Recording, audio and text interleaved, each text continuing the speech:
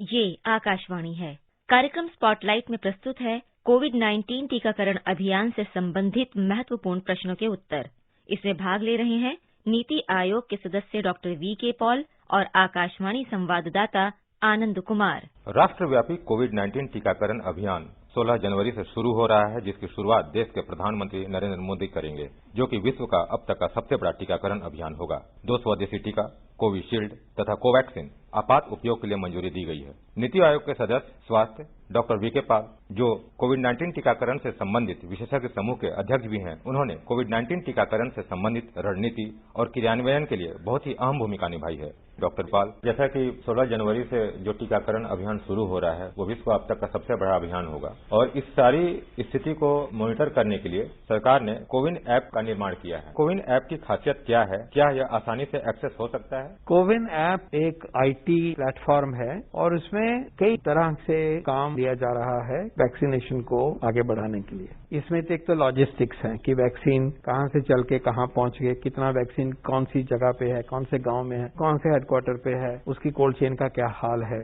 एक तो ये पहला हिस्सा है। दूसरा हिस्सा ये है इसमें कि अब हमने एक वैक्सीनेशन सेशन लागू करना है, कहाँ लगाएं, कौन जाएगा, कितने लोगों को करेंगे, उसके लिए जो सिस्टम बनाना है वो लॉजिस्टिक्स उस तरह के उसको देखता है। तीसरा और सबसे महत्वपूर्ण है कि इसके ऊपर जो व्यक्ति चिन्हित होंगे, जो रजिस्टर होंगे, उसका हिसाब किताब रखेंगे, उनको सेशन कहाँ जाना है वो अलॉट किया जाएगा, उनको याद दिलाई जाएगी। टीका पहला लगने के बाद में उनको बताया जाएगा दूसरी डेट उनकी कौन सी है, कहाँ आना है, किस वक्त आना है, होने के बाद एक सर्टिफिकेट इशू किया जाएगा। तो ये बड़ा कॉम्प्रिहेंसिव आईटी सिस्टम है। इसको हम अपने वैक्सीनेशन प्रोग्राम की बैकबोन मानते हैं और इसके दम से बहुत अच्छे तरीके से, सुचारू तरीके से वैक्सीनेशन प्रोग्राम होगा, आगे चलाया जाएगा। बहुत ही महत्वपूर्ण है और इसके चलते हमारा देश करके दिखाएगा सबसे बड़ा दुनिया का टीकाकरण कार्यक्रम। कोविड-19 टीके की कितनी डोज होगी और इसे कितने अंतराल में लेना पड़ेगा? कोविड-19 के दोनों ही वैक्सीन कोविशील्ड व कोवैक्सीन की 2 डोज होंगी और इन डोज में एक के बाद दूसरे में 4 हफ्ते का अंतराल होगा। टीका लेने के बाद एंटीबॉडी कब तक विकसित हो जाएगी? टीका लगने के बाद एंटीबॉडी बनना शुरू हो जाती हैं 10-12 दिन में, लेकिन पूर्ण रूप से और बचाव के लिए जितनी एंटीबॉडी चाहिए वो दूसरी डोज के कम से कम 2 हफ्तों के बाद बनी होंगी। टीका लेने के लिए पंजीकरण कराने के वास्ते पात्र लाभार्थियों को कौन कौन से दस्तावेज देने होंगे? इसके बारे में लाभार्थियों को बताया जाएगा। बड़े तौर पे कोई भी डॉक्यूमेंट जिसमें आपका नाम हो, आपकी उम्र हो और आप कहाँ रह रहे हैं, ऐसा डॉक्यूमेंट जो है उसकी जरूरत पड़ेगी। क्या कोई व्यक्ति बिना पंजीकरण कराए टीका ले सकता है? नहीं, ऐसा नहीं होगा, लेकिन ये याद रहे कि व्यक्तियों को का जो पंजीकरण है, हमारे पास जो लिस्ट पड़ी होती है, जैसे कि राशन कार्ड की लिस्ट है मान लीजिए, ऐसी लिस्ट में बहुत सारे लोग चिन्हित होते हैं, उसको भी इस्तेमाल किया जाएगा। लेकिन आपको एक बारी जरूर उस सिस्टम से जुड़ के अपने आप को चिन्हित करना पड़ेगा, आइडेंटिफाई करना पड़ेगा, उसका आप रजिस्ट्रेशन भी कह सकते हो। और ये याद रहे कि इस फेज में 26 करोड़ वो व्यक्ति हैं और वही खास समूह है, वही फोकस है जिनकी उम्र जो है 50 साल से ऊपर है और उनकी तरफ ये टीकाकरण का कार्यक्रम पहुंचाना है। शुरुआत करी जा रही है स्वास्थ्य कर्मियों से जो 1 करोड़ के लगभग हैं और फिर उसके बाद में जो फ्रंटलाइन वर्कर्स हैं लगभग 2 करोड़। लाभार्थी को टीकाकरण के दिन की जानकारी कैसे मिलेगी? लाभार्थी को टीकाकरण की जानकारी जो है उनके टेलीफोन के ऊपर एसएमएस संदेश के द्वारा एक बारी नहीं कई बार दी जाएगी। उसके अलावा जो हमारे ग्रास रूट वर्कर्स हैं, हमारी टीम्स हैं, वो भी आपको पता बताएंगी। कोई व्यक्ति कोविड का टीका कहाँ लगवा सकता है? ये हम एसएमएस के द्वारा बताए जाएंगे। ये टीकाकरण हमारे अस्पतालों में, हमारे प्राइमरी हेल्थ सेंटर में और किसी हद तक प्राइवेट साइड में भी, लेकिन सबसे महत्वपूर्ण है कि जब हम गांव-गांव में और बस्ती-बस्ती में आएंगे तो जैसे चुनाव के लिए बूथ लगते हैं, ऐसे ही टीकाकरण करने के लिए बूथ लगेंगे, चाहे वो सब सेंटर में लगे या स्कूल में लगे या किसी कम्युनिटी हॉल में लगे। कोविड के टीके को एक जगह से दूसरी जगह ले जाने, रखने और लगाने की क्या व्यवस्था की गई है? हम टीकों को एक जगह से दूसरी जगह ले जाने का हमारे देश में बहुत ही एक्सपीरियंस है और उसको कोल्ड चेन में लेके जाना भी अच्छी तरह से संभव हो रखा है और उसका सिस्टम बना हुआ है। अगर कोई व्यक्ति कैंसर, मधुमेह और उच्च रक्तचाप जैसी बीमारियों की दवा ले रहा है तो क्या वह कोविड का टीका लगवा सकता है? हाँ जी, वो टीका लगा सकता है और उसको लगाना भी चाहिए, क्योंकि उसको टीके की जरूरत और भी ज्यादा है। क्या सबको एक साथ कोविड का टीका लगाया जाएगा?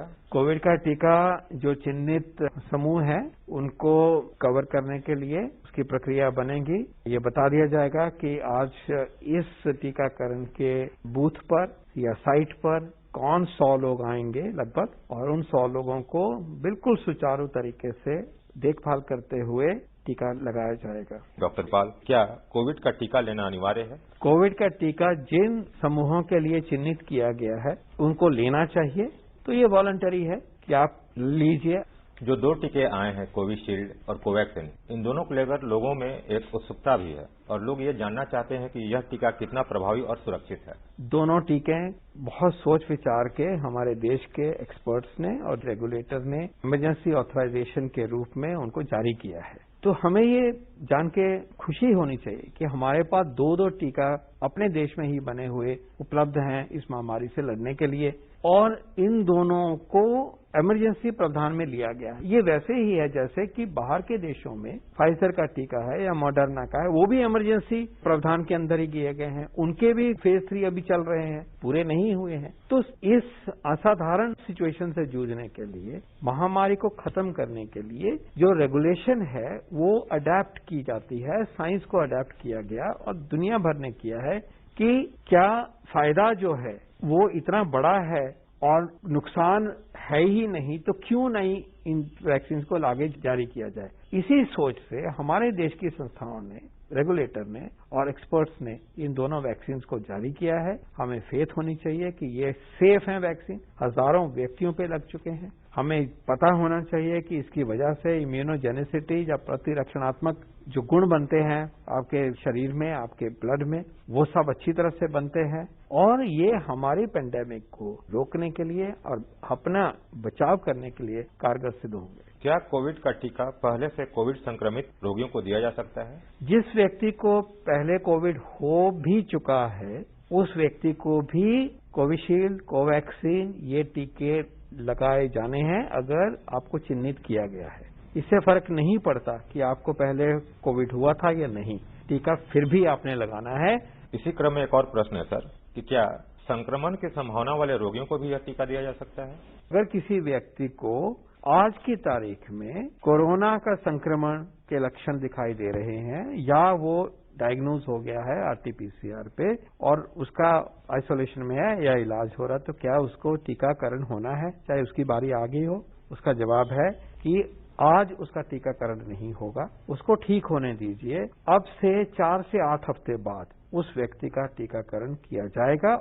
क्या देश के पास कोविड के टीकों का 2 से 8 डिग्री सेल्सियस के तापमान पर भंडारण करने और एक जगह से दूसरी जगह पहुंचाने की क्षमता है? बहुत अच्छी क्षमता है। हमारे देश में पहले से ही जो बच्चों को और गर्भवती महिलाओं को टीके लगते हैं उसके लिए 2 से 8 डिग्री की कोल्ड चेन बहुत सक्षम मात्रा में और सिस्टम में रही है। अब क्योंकि ये नया कार्यक्रम है और बहुत सारे लोगों में और टीके लगने हैं तो उस क्षमता को बहुत बड़े तरीके से बढ़ाया गया है और बढ़ाई जा रही है और जितनी भी बढ़ाने की जरूरत होगी वो हमारे हाथ में है, हमारे कंट्रोल में है, उसको एक्वायर किया जा रहा है। इसके बारे में कोई भी चिंता की बात नहीं है।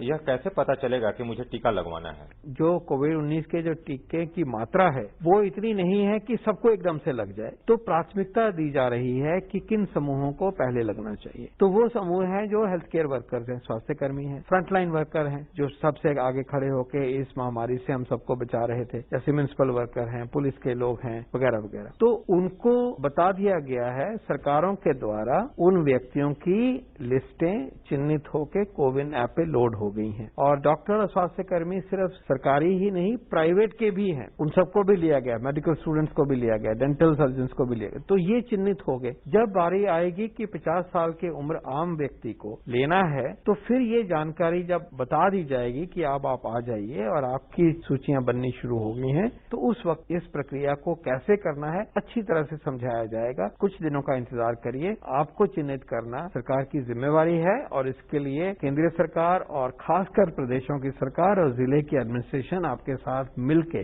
आपको चिन्हित करेंगे। टीकाकरण स्थल पर लोगों के लिए किस तरह की सावधानी बरतना जरूरी है? एक तो आपको जो वक्त दिया जाएगा आने का, उसी टाइम पे आप आइए, थोड़ा पहले आइए, लेकिन वहां इतना पहले भी नहीं आइए कि वहां एक भीड़ इकट्ठी हो। जब आप आएंगे तो आप मास्क पहन के आइए और अपनी दूरी बना के रखेंगे आप 6 फुट की।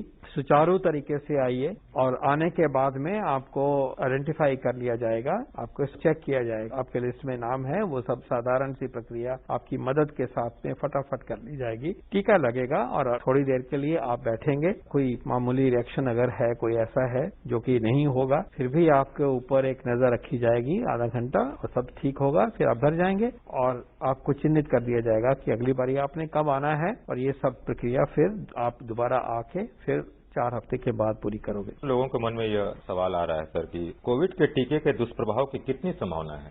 बहुत ही कम। ये जो दोनों ही टीके हैं, जो दुनिया के सबसे सेफ टीके होते हैं सब बीमारियां मिला के, ये उनमें है। मामूली दर्द हो सकती है जहां टीका लगा, मामूली सी बुखार आ सकती है, हरारत हो सकती है, इसके अलावा लगभग कोई भी खास कोई साइड इफेक्ट नहीं है। और ये हम हजारों की तादाद में कोवैक्सीन में भी और कोविशील्ड में भी अब देख चुके हैं, कोई घबराना नहीं होगा। यह टीका कोवैक्सीन और कोविशील्ड जो आए हैं, ये किन किन लोगों को नहीं लगना है? ये महत्वपूर्ण सवाल है कि आप चिन्हित हो, स्वास्थ्यकर्मी हो और टीका लगाने आप आए हो, तो कुछ व्यक्तियों में, बहुत थोड़े से व्यक्तियों में कोविड-19 का टीका नहीं लगाया जाएगा।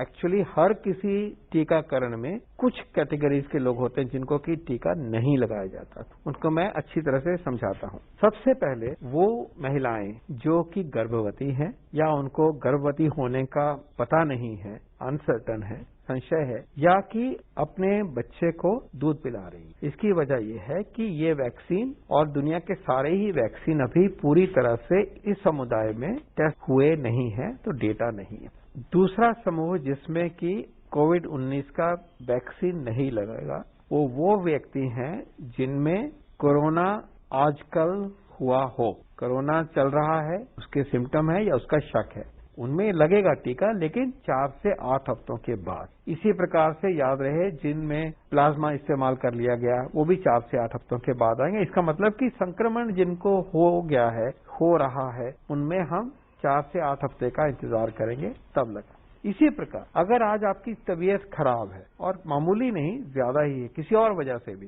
तो ये एक जनरल रूल है कि कोई भी टीके, वैक्सीनेशन वगैरह उस टाइम पे नहीं लगाया जाता, ठीक होने के बाद 4 हफ्ते के बाद लग जाएंगे। इसके अलावा अगर आपको पहली डोज मिली कोविड-19 के वैक्सीन की और उस दिन कोई रिएक्शन हुआ, तो आपको हम दूसरी डोज के लिए आपको इनकरेज नहीं करेंगे, और ये बहुत ही कम लोग होंगे तो उनमें भी ये वैक्सीन नहीं लगेगा। अब जबकि शनिवार से यह प्रक्रिया शुरू हो रही है, तरह तरह की भ्रामक खबरें आ रही हैं। ऐसे में आपका जनता के लिए क्या संदेश है? मेरा जनता के लिए संदेश ये है कि ऐसी खबरों को मत मानिए। सरकार की तरफ से जो सूचना दी जा रही है, जो गाइडेंस दी जा रही है, उसी पे ही बिलीव करिए, उसी को ही मानिए और उसी में ही फेथ रखिए। अगर आपको संशय होता है तो सरकारी स्वास्थ्य कर्मियों से, सरकार के जो और नुमाइंदे हैं उनसे पूछिए, नहीं तो जो हमारी हेल्पलाइंस हैं वहां पे देखिए। डॉक्टर पाल, आप स्वयं इस क्षेत्र के विशेषज्ञ हैं, तो इस प्रक्रिया की सफलता के लिए आप कितने आश्वस्त हैं? कोविड-19 के वैक्सीनेशन के प्रोग्राम को हमारा देश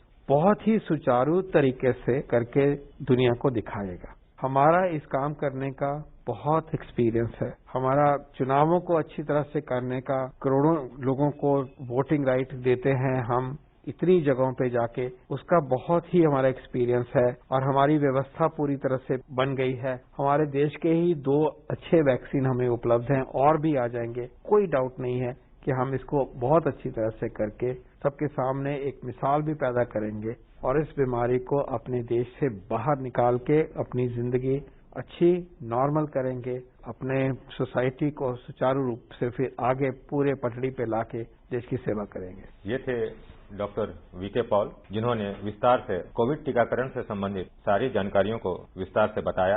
आकाशवाणी के कार्यक्रम में बातचीत करने के लिए आपका बहुत बहुत स्वागत। नमस्ते। अभी आप सुन रहे थे कोविड-19 टीकाकरण अभियान से संबंधित महत्वपूर्ण प्रश्नों के उत्तर। इसमें भाग ले रहे थे नीति आयोग के सदस्य डॉक्टर वी.के. पॉल और आकाशवाणी संवाददाता आनंद कुमार। ये कार्यक्रम आकाशवाणी के समाचार सेवा प्रभाग द्वारा प्रस्तुत किया गया। इसे आप हमारे mobile app news on AIR पर भी सुन सकते हैं। इस कार्यक्रम के संबंध में अपनी प्रतिक्रिया आप हमें ईमेल कर सकते हैं। पता है airnsdtalks@gmail.com। ये कार्यक्रम फिर से सुनने के लिए लॉग ऑन करें हमारी वेबसाइट newsonair.com। ये आकाशवाणी है। प्रस्तुत है कार्यक्रम सुर्खियों में। इसके अंतर्गत आज सुनिए हरित एवं स्वच्छ ऊर्जा की दिशा में जागरूकता की एक पहल सक्षम पर एक चर्चा, जिसमें भाग ले रहे हैं ऊर्जा विशेषज्ञ नरेंद्र तनेजा और आकाशवाणी संवाददाता कमल कुमार प्रजापति। हाल ही में पेट्रोलियम और प्राकृतिक गैस मंत्रालय ने सक्षम जागरूकता अभियान की शुरुआत की। इस अभियान में जीवाश्म या पेट्रोलियम ऊर्जा के इस्तेमाल से बढ़ने वाले कार्बन उत्सर्जन के चलते पर्यावरण और स्वास्थ्य पर पड़ने वाले प्रतिकूल प्रभाव को कम करने, स्वच्छ ऊर्जा के इस्तेमाल को प्रोत्साहन देने के लिए और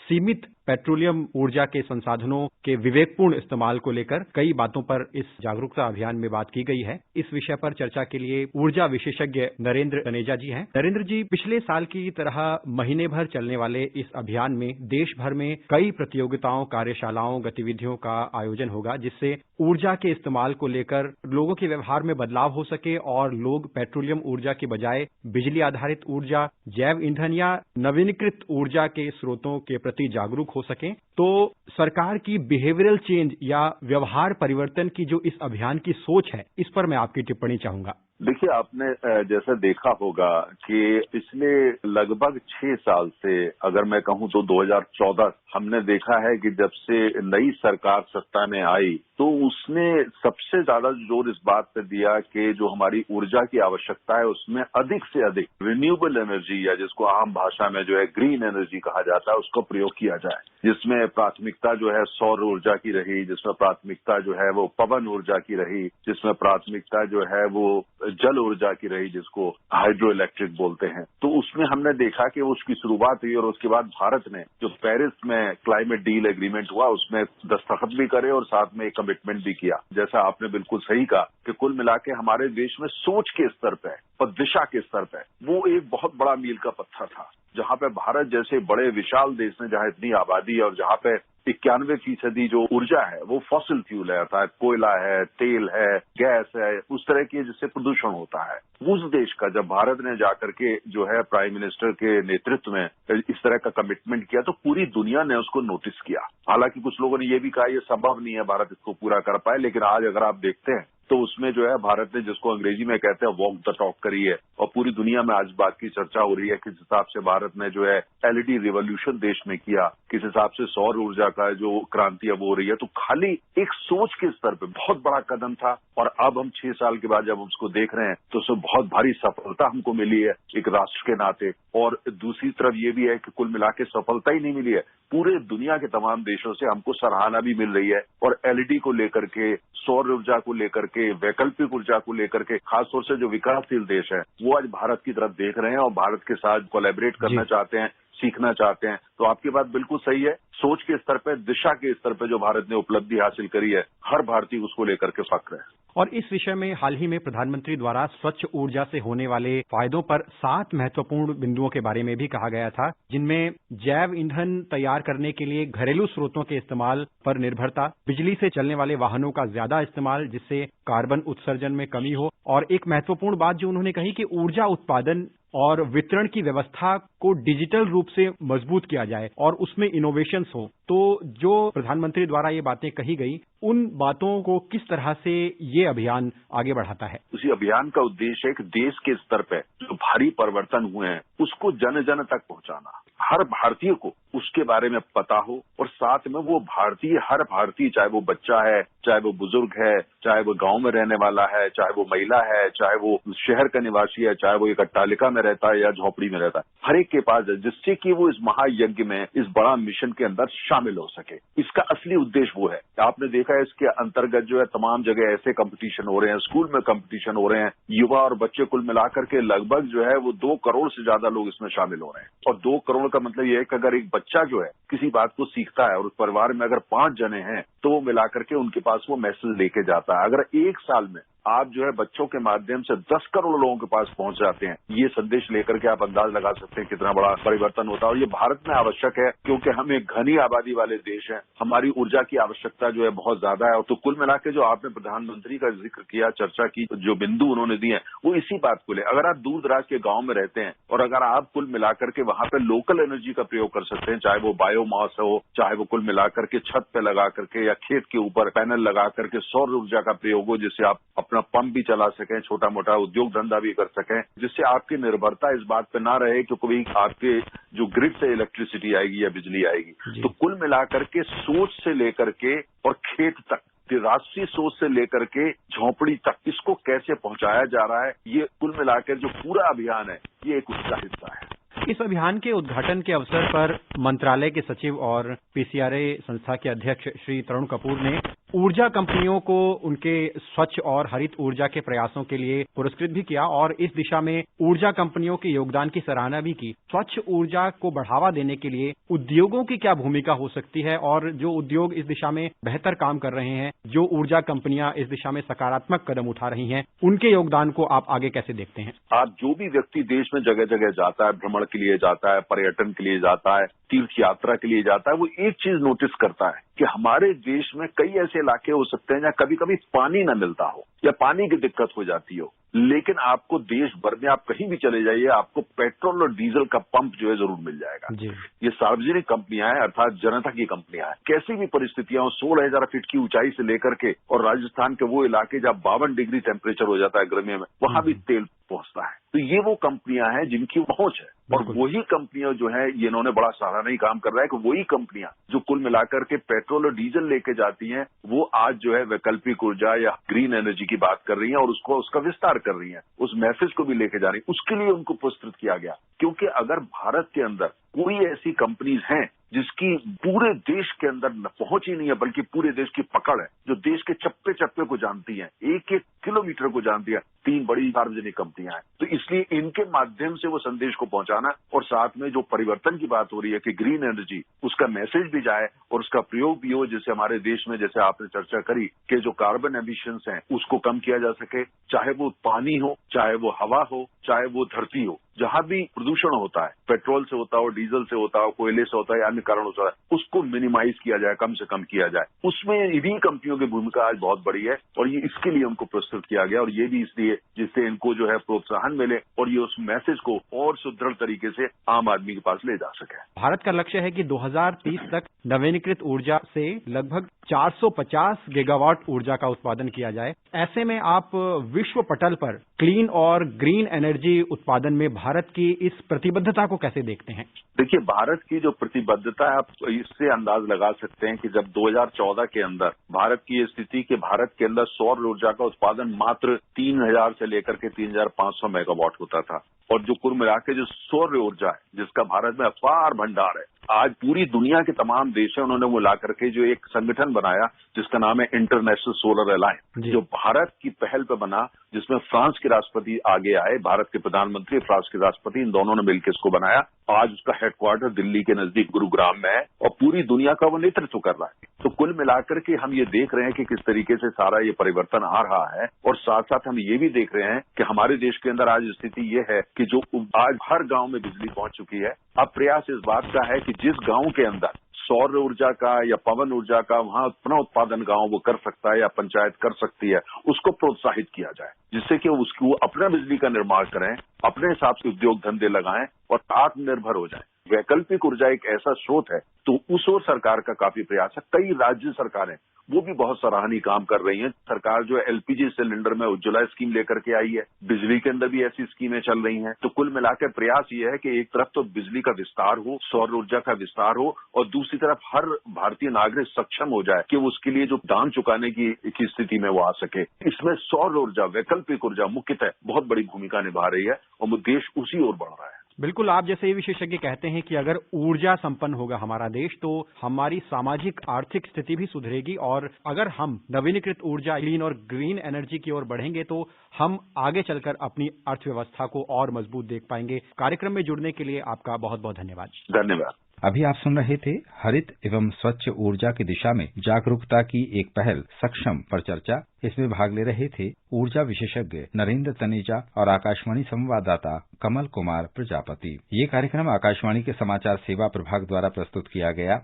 इसे आप हमारे mobile app news on AIR पर भी सुन सकते हैं। इस कार्यक्रम के संबंध में अपनी प्रतिक्रिया आप हमें ईमेल कर सकते हैं। पता है airnsttalks@gmail.com। ये कार्यक्रम फिर से सुनने के लिए लॉग ऑन करें हमारी वेबसाइट newsonair.com। ये आकाशवाणी है। प्रस्तुत है कार्यक्रम सुर्खियों में। इसके अंतर्गत आज सुनिए भारतीय नवाचार सूची के दूसरे संस्करण पर चर्चा। इसमें भाग ले रहे हैं शेखर अय्यर, राजनीतिक विश्लेषक और आकाशवाणी संवाददाता कमल कुमार प्रजापति। नीति आयोग द्वारा आज भारतीय नवाचार सूची का दूसरा संस्करण जारी किया गया। इस नवाचार सूची को जारी करने का मकसद राज्यों और केंद्र शासित प्रदेशों के नवाचार से जुड़ी नीतियां कितनी प्रभावी हैं, उनका आकलन करना है। साथ ही इसका उद्देश्य ये भी जानना है कि तय मापदंडों पर राज्य नवाचार के मामले में अपनी क्षमता को किस तरह बढ़ा रहे हैं।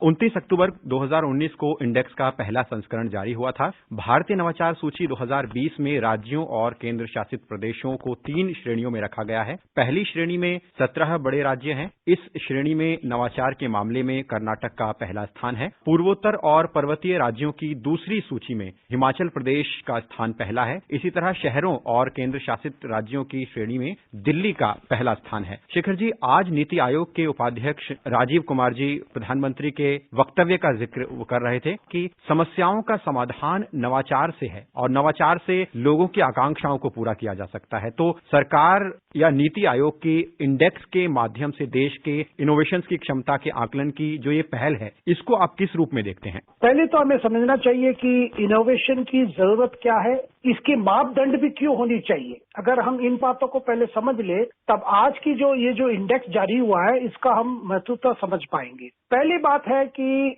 इनोवेशन इसलिए ज्यादा जरूरी हो गया जब से भारत ने और प्रधानमंत्री के आह्वान पर एक मेक इन इंडिया कार्यक्रम का जारी किया है और साथ में आत्मनिर्भरता के लेकर एक बड़ा इनिशिएटिव शुरू हुआ है। तो इसके लिए हमें इनोवेशन की बहुत जरूरत है ताकि हमारी आर्थिक स्थिति में बदलाव आए। और इस बदलाव और भी ज्यादा जरूरत हुआ ये कोविड-19 आने के बाद, जब हमने देखा कि जिस तरह हम चला रहे थे हमारे आर्थिक सिस्टम को, उसमें बहुत प्रेशर पड़ा और इतना आवश्यकता पड़ा है कि हम नया प्रोसेस करें। उसके पहले हमने देखा कि जब पैंडेमिक शुरू हुआ, पहले पर्सनल इक्विपमेंट को लेकर शुरू हुआ। मास्क तो हमने बना लिया, लेकिन बाकी जो पर्सनल प्रोटेक्शन इक्विपमेंट है, जो हमारी हेल्थ वर्कर्स, डॉक्टर्स, पहनने की बहुत जरूरत थी, वो हमारे पास नहीं था, वो बाहर से मंगवाना पड़ा। उसके बाद हमारे लोकल इंडस्ट्रीज ने अपना इनोवेट करके भारत में ही बनाना शुरू किया। वो एक अच्छा उदाहरण है कैसे नवाचार को अगर उस प्रिंसिपल को अडॉप्ट करेंगे, किस तरह अपने आप आत्मनिर्भरता बन सकेंगे। तो पहली बात जो है कि ये जो हम कहते हैं इनोवेशन का मतलब केवल एक क्षेत्र की नहीं है या एक इंडस्ट्री की नहीं है। इनोवेशन का मतलब है आप किस तरह जो ह्यूमन कैपिटल है उसको कैसे यूटिलाइज करते हैं और साथ में इसको लेकर इन्वेस्टमेंट हो रहा है इस नए चीजों को लेकर, और ये कैसा वातावरण में बन रहा है, उसमें सेफ्टी की बात आती है, लीगल बात आती है, और इससे जो बिजनेस एनवायरनमेंट बनता है वो कैसा है। और सबसे बड़ी इंपॉर्टेंट बात है कि इसमें नॉलेज आउटपुट क्या है और उस नॉलेज आउटपुट से लेकर नॉलेज किस तरह डिफ्यूज होता है, जो नया पैटर्न हो वो किस तरह डेवलप हुआ और किस तरह वो वितरण किया गया। तो ये सारी चीजों को लेकर ये इस तरह की इंडेक्स की गई है ताकि राज्य सरकार भी समझे कि कैसी कार्यक्रम, किस तरह की पॉलिसीज होनी चाहिए ताकि इनोवेशन एनकरेज किया जाए। बिल्कुल आपने सही कहा। और आज कार्यक्रम में नीति आयोग के CEO अमिताभ कांत ने भी इस अवसर पर कहा कि नवाचार से देश आत्मनिर्भर होगा और जो $5 ट्रिलियन की अर्थव्यवस्था होने की ओर हम अग्रसर हैं, उसमें नवाचार की बड़ी भूमिका है। तो इनोवेशन से हम दूसरी आर्थिक प्रगति या दूसरे आर्थिक सुधारों को कैसे देखते हैं? देखिए, कोविड को रोकने के लिए जो वैक्सीन यहाँ बनाया गया, उसमें एक वैक्सीन है जो भारत में ही बन रहा है, जिसको बायोटेक और Indian council of medical research दोनों ने मिलकर जो शुरू किया काम। एक वैक्सीन जो है सीरम इंस्टीट्यूट और ऑक्सफोर्ड यूनिवर्सिटी के बीच में शुरू हुआ, दूसरा ये वाला है अपना वैक्सीन जो शुरू हुआ है। इस तरह किसी क्षेत्र ले लीजिए, पैंडेमिक के बाद हम देख रहे हैं कि न केवल भारत, बाकी विदेश में भी आप देख रहे हैं हर देश जो है अपने अंदर झोंक रहा है कि किस तरह अपनी अंदर की जो ताकत है, अंदर की जो क्षमता है, उसको कैसे एक्सप्लॉइट करे, उसको कैसे यूटिलाइज करे और कैसे उसको पॉपुलराइज करे। तो जब सारे विश्व में लगे हुए कि पेंडेमिक के बाद अपने पैर में खड़े होने के लिए, और ज्यादातर ये भी उनके मन में है कि एक कंट्री जो डोमिनेट करता था इकोनॉमी, खास करके चाइना, सारी चीजें वहां से आते थे, सारे इनोवेटिव वहीं बनता था। तो अब माहौल बदल गया है। जो माहौल बदला है उसमें भारत का भी बड़ा भूमिका है। इसीलिए नीति आयोग ने तय किया कि पिछले साल 2019 में उन्होंने, पिछले अक्टूबर में उन्होंने किया था, फिर एक साल के बाद इस बार उन्होंने जारी करके उन्होंने पूरा उसको एक मापदंड रखा है कि नॉलेज आउटपुट क्या है, जमीन पर ये कैसे इनोवेशन हो। वो छोटे इनोवेशन हो न सही, लेकिन छोटे छोटे, वो कृषि क्षेत्र हो या ट्रांसपोर्ट क्षेत्र के हो या और कोई इंफ्रास्ट्रक्चर क्षेत्र के हो। और दूसरी बात हमें समझना चाहिए, सरकार इस बार बहुत एनकरेज कर रही है, बहुत इन्वेस्टमेंट के लिए बहुत मदद कर रही है, वो है स्टार्टअप्स के लिए। जब हम इनोवेशन की बात कर रहे हैं, नवाचार की बात कर रहे हैं, तब स्टार्टअप्स की बहुत भूमिका है। तो एक मापदंड वो भी है कि किन राज्यों में स्टार्टअप कितनी स्टार्ट हुई है, उनकी प्रेजेंस क्या है, वो किस तरह अपने प्रोडक्ट्स को लेकर आगे बढ़ रहे हैं, वो इम्पोर्टेंट है। बार बार ये इंडेक्स की जो अपेक्षा है कि R&D, रिसर्च और डेवलपमेंट, इसके लिए सरकारें कितने खर्च कर रहे हैं, और बार बार जो प्रधानमंत्री कहते हैं कि आप हमेशा देखिए आउटकम क्या है।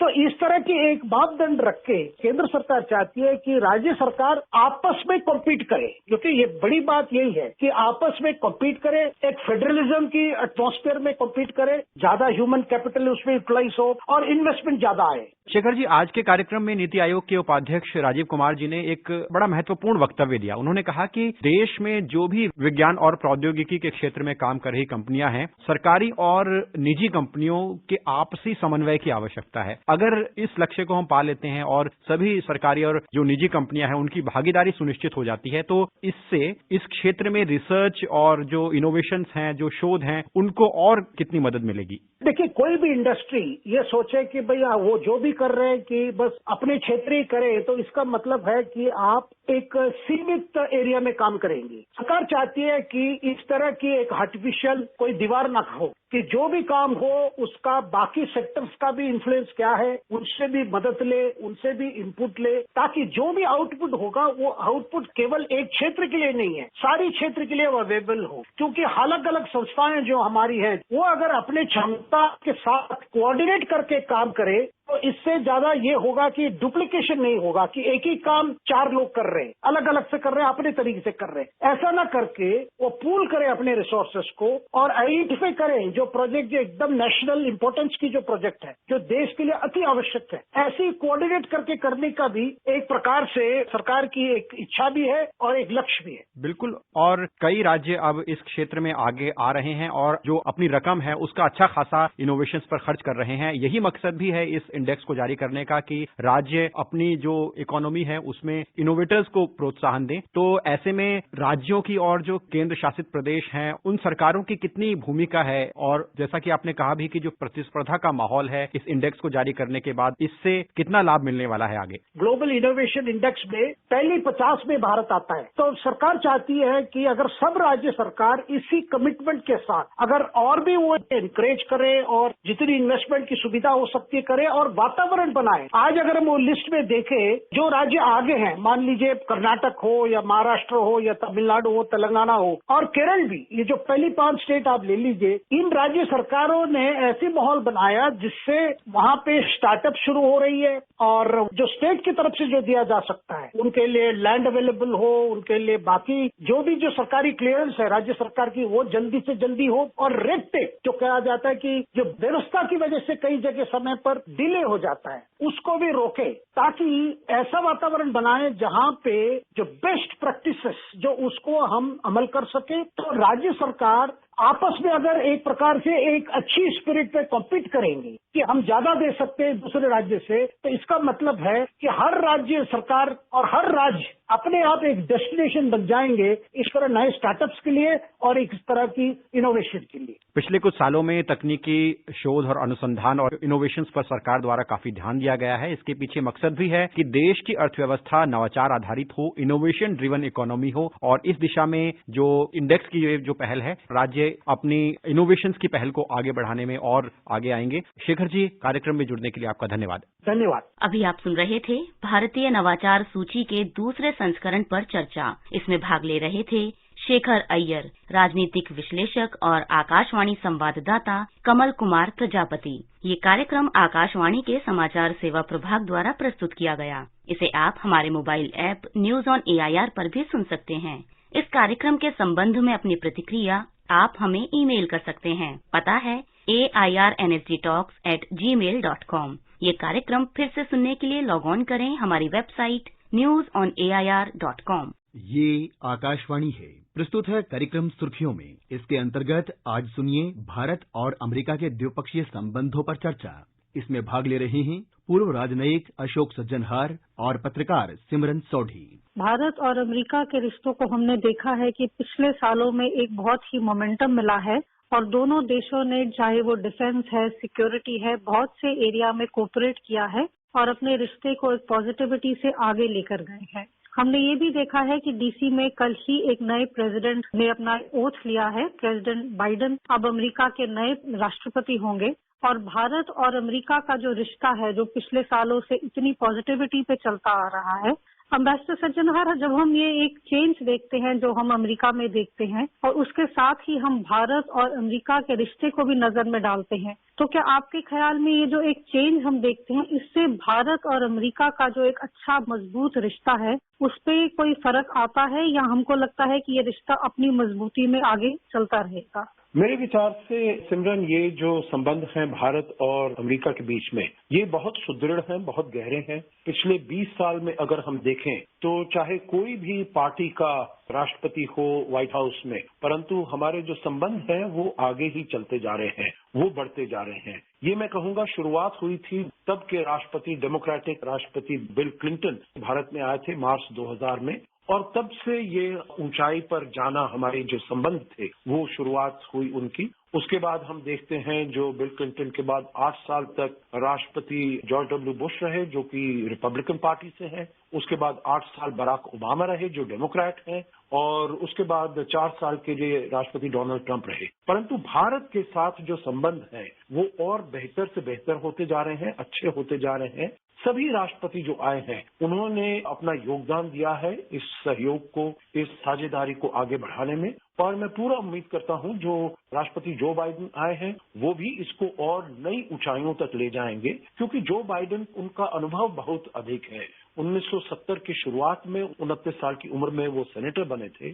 6 उन्होंने टेन्योर्स किए हैं सेनेटर के, मतलब 36 साल उन्होंने सेनेट में गुजारे हैं, सभी को वो जानते हैं, और 8 साल वो उपराष्ट्रपति के पद पर भी रहे हैं। तो उस हैसियत से वो भारत भी आए थे 2013 में। उन्होंने 2006 में कहा था जो हम संबंधों को 2020 तक वो उम्मीद करते हैं जो भारत और अमेरिका के संबंध बहुत ही ऊंची पराकाष्ठा पर होंगे। और अब ये संयोग की बात है जो स्वयं वो राष्ट्रपति की उन्होंने शपथ ग्रहण की है कल, और जैसा वो भारत को जानते हैं, जैसा भारत के बारे में उनका नजरिया है, और जैसे लोगों को उन्होंने अपॉइंट किया है, जैसे एक दो मैं आपको उदाहरण दूं, एंथनी ब्लिंकन जो कि सेक्रेटरी ऑफ स्टेट, विदेश मंत्री बनेंगे, और जेक सालिवन जो नेशनल सिक्योरिटी एडवाइजर हैं, विलियम बर्न्स जो CIA डायरेक्टर हैं, ये सब भारत के साथ बड़ी अच्छी तरह काम कर चुके हैं, भारत को अच्छी तरह जानते हैं। हमारे अपने जो सीनियर लोग हैं, उच्च पदों पर हैं, वो सब इनको बड़ी अच्छी तरह जानते हैं। राष्ट्रपति बाइडेन जब वो उपराष्ट्रपति थे, उनकी मुलाकात हुई थी प्रधानमंत्री मोदी से जब वो वहां पर गए थे 2016 में, और उससे पहले भी 2014 में भी उन्होंने उनको होस्ट किया था स्टेट डिपार्टमेंट में जब वो वाइस प्रेसिडेंट थे। तो मुझे ये पूरी उम्मीद है और पूरा विश्वास है जो हमारे रिश्ते और सुदृढ़ होंगे और मजबूत बनेंगे। एम्बेसडर सज्जनहार, जब हम भारत और अमेरिका के रिश्तों की बात करते हैं तो कहीं पर हम चीन की भी बात करते हैं, तो क्या हम उम्मीद कर सकते हैं कि जैसे अब हम आगे बढ़ेंगे, एक नया प्रेसिडेंट अमेरिका में जोसेफ बाइडेन, तो जो चीन का जो एक फैक्टर है, क्योंकि उसमें हमारा भी थोड़ा स्ट्रेन है और अमेरिका का भी थोड़ा स्ट्रेन है, तो क्या ये एक फैक्टर है जिस पर दोनों अमेरिका और भारत अपना जो नजरिया है वो एक तरह इकट्ठा चलते हुए अपने रिश्ते को भी आगे लेके जा सकते हैं? देखिए सिमरन, हमारे जो संबंध हैं चीन के साथ, उनमें तो ट्रस्ट डेफिसिट आ गया है। तो जब हम बात करते हैं भारत और अमेरिका के रिश्तों में, तो हमारे बहुत सारे ऐसे हित हैं जो मिलते हैं। हमारे दोनों देशों के मूल्य तो एक ही हैं, हम दोनों दोनों लोकतंत्र हैं, जनतंत्र हैं, परंतु मूल्यों के साथ हमारे निजी हित जो हैं, देशों के हित हैं, वो भी मिलते हैं। अमेरिका ने भी यही देखा है। अमेरिका देख रहा है जैसे वो मसल फ्लेक्सिंग कर रहा है, साउथ चाइना सी में कर रहा है, और जैसे उसने रिसेप्शन किया है। परंतु अब जो बाइडेन आए हैं, नए राष्ट्रपति आए हैं, तो मेरे विचार से वो भी यही पॉलिसी फॉलो करेंगे। चीन के विरुद्ध, जिसे पुशबैक कहा जाए, उसके विरुद्ध जरूर ये उनकी नीति रहेगी, परंतु शायद इतना कॉन्फ्रंटेशनल नहीं हो। वो ज्यादा अलायंसेस के साथ मिलकर काम करेंगे, वो ज्यादा थोड़ा डिप्लोमेसी के साथ मिलकर काम करेंगे, तो स्टाइल में शायद थोड़ा सा बदलाव आ जाए, परंतु मेरे विचार से सब्सटेंस में वही टफनेस रहेगी। शुरुआत में मैं नहीं समझता हूं जो उन्होंने टैरिफ्स लगाए हैं राष्ट्रपति डोनाल्ड ट्रंप ने, या फिर जो टेक्नोलॉजी के ऊपर या ज्यादा इन्वेस्टिगेशन चाइनीज कंपनीज के ऊपर, उसमें मेरे ख्याल से इन शॉर्ट टर्म कोई तब्दीली नहीं आने वाली। पॉलिसीज वही वो फॉलो करेंगे जो कि पहले राष्ट्रपति ट्रंप ही फॉलो करते रहे थे। मिस्टर सज्जनर, बहुत से लोगों का ये मानना है कि जो एक नई टीम आई है अमेरिका में, और हम देखते हैं कि वाइस प्रेसिडेंट कमला हैरिस बनी है, और उनका एक जो हेरिटेज है, उनकी मदर इंडिया से गई थी पढ़ने अमेरिका और फिर वहां जाके सेटल हुई हैं, तो एक उनका जिसको हम रूट्स कहते हैं रिश्ता है भारत के साथ। क्या आप मानते हैं कि ये जो एक हेरिटेज है या एक रूट है, ये एक पॉजिटिविटी होगा भारत और अमेरिका के रिश्ते को, या आपको लगता है कि शायद हमको इस चीज को ज्यादा सोचना नहीं चाहिए? मेरे ख्याल से हमारे दोनों देशों के जो संबंध है और जो साझेदारी है, वो उसमें इंट्रिंसिक स्ट्रेंथ है, उसमें वो इंट्रिंसिकली स्ट्रांग है, रोबस्ट है, विगरस है, वाइब्रेंट है।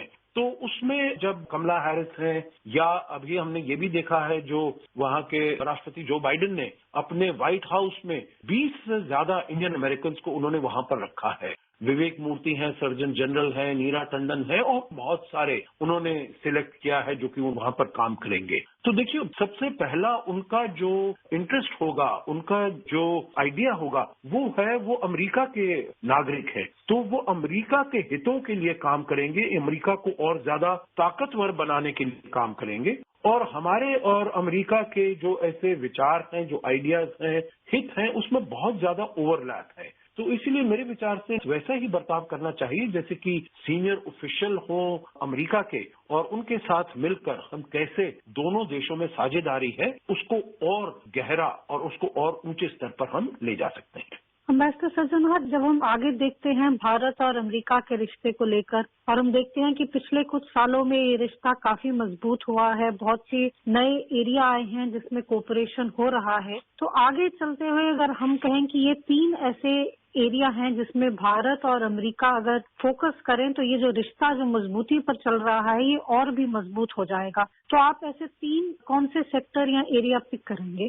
देखिए, मैं आपको याद दिलाऊंगा जो प्रधानमंत्री मोदी ने ट्वीट किया था जब उनकी पहली बातचीत हुई थी इनके निर्वाचित होने के बाद। 7 नवंबर को निर्वाचित हुए, 8 नवंबर को प्रधानमंत्री मोदी ने उनको बधाई का संदेश भेजा, और फिर 17 नवंबर को दोनों नेताओं के बीच में बातचीत हुई, और उसमें प्रधानमंत्री मोदी ने कहा जो हम दोनों ने मिलकर ये निर्णय लिया है, ये अग्रीमेंट है, जो एक कोविड-19 से मिलकर हम जूझेंगे, दूसरा क्लाइमेट चेंज से हम मिलकर जूझेंगे। क्लाइमेट चेंज का आपको मालूम है जो पहले हम बहुत डिफेंसिव पर हुआ करते थे, परंतु अब हमने बहुत से ऐसे कदम उठाए हैं जिससे कि हम जैसे इंटरनेशनल सोलर अलायंस हो, रिन्यूएबल एनर्जी अपने यहाँ करना हो, तो हम बहुत ही लीडरशिप पोजीशन में आ गए हैं पर्यावरण के बदलाव में भी। और तीसरा इंडो पैसिफिक पर हम बातचीत करेंगे, तो ये बड़ी अच्छी बात है क्योंकि इंडो पैसिफिक का मतलब है जो पुशबैक अगेंस्ट चाइना। बहुत सारे ऐसे प्रश्न उठ रहे थे सिमरन, जो क्या ये भी राष्ट्रपति जो बाइडेन भी इंडो पैसिफिक क्वाड में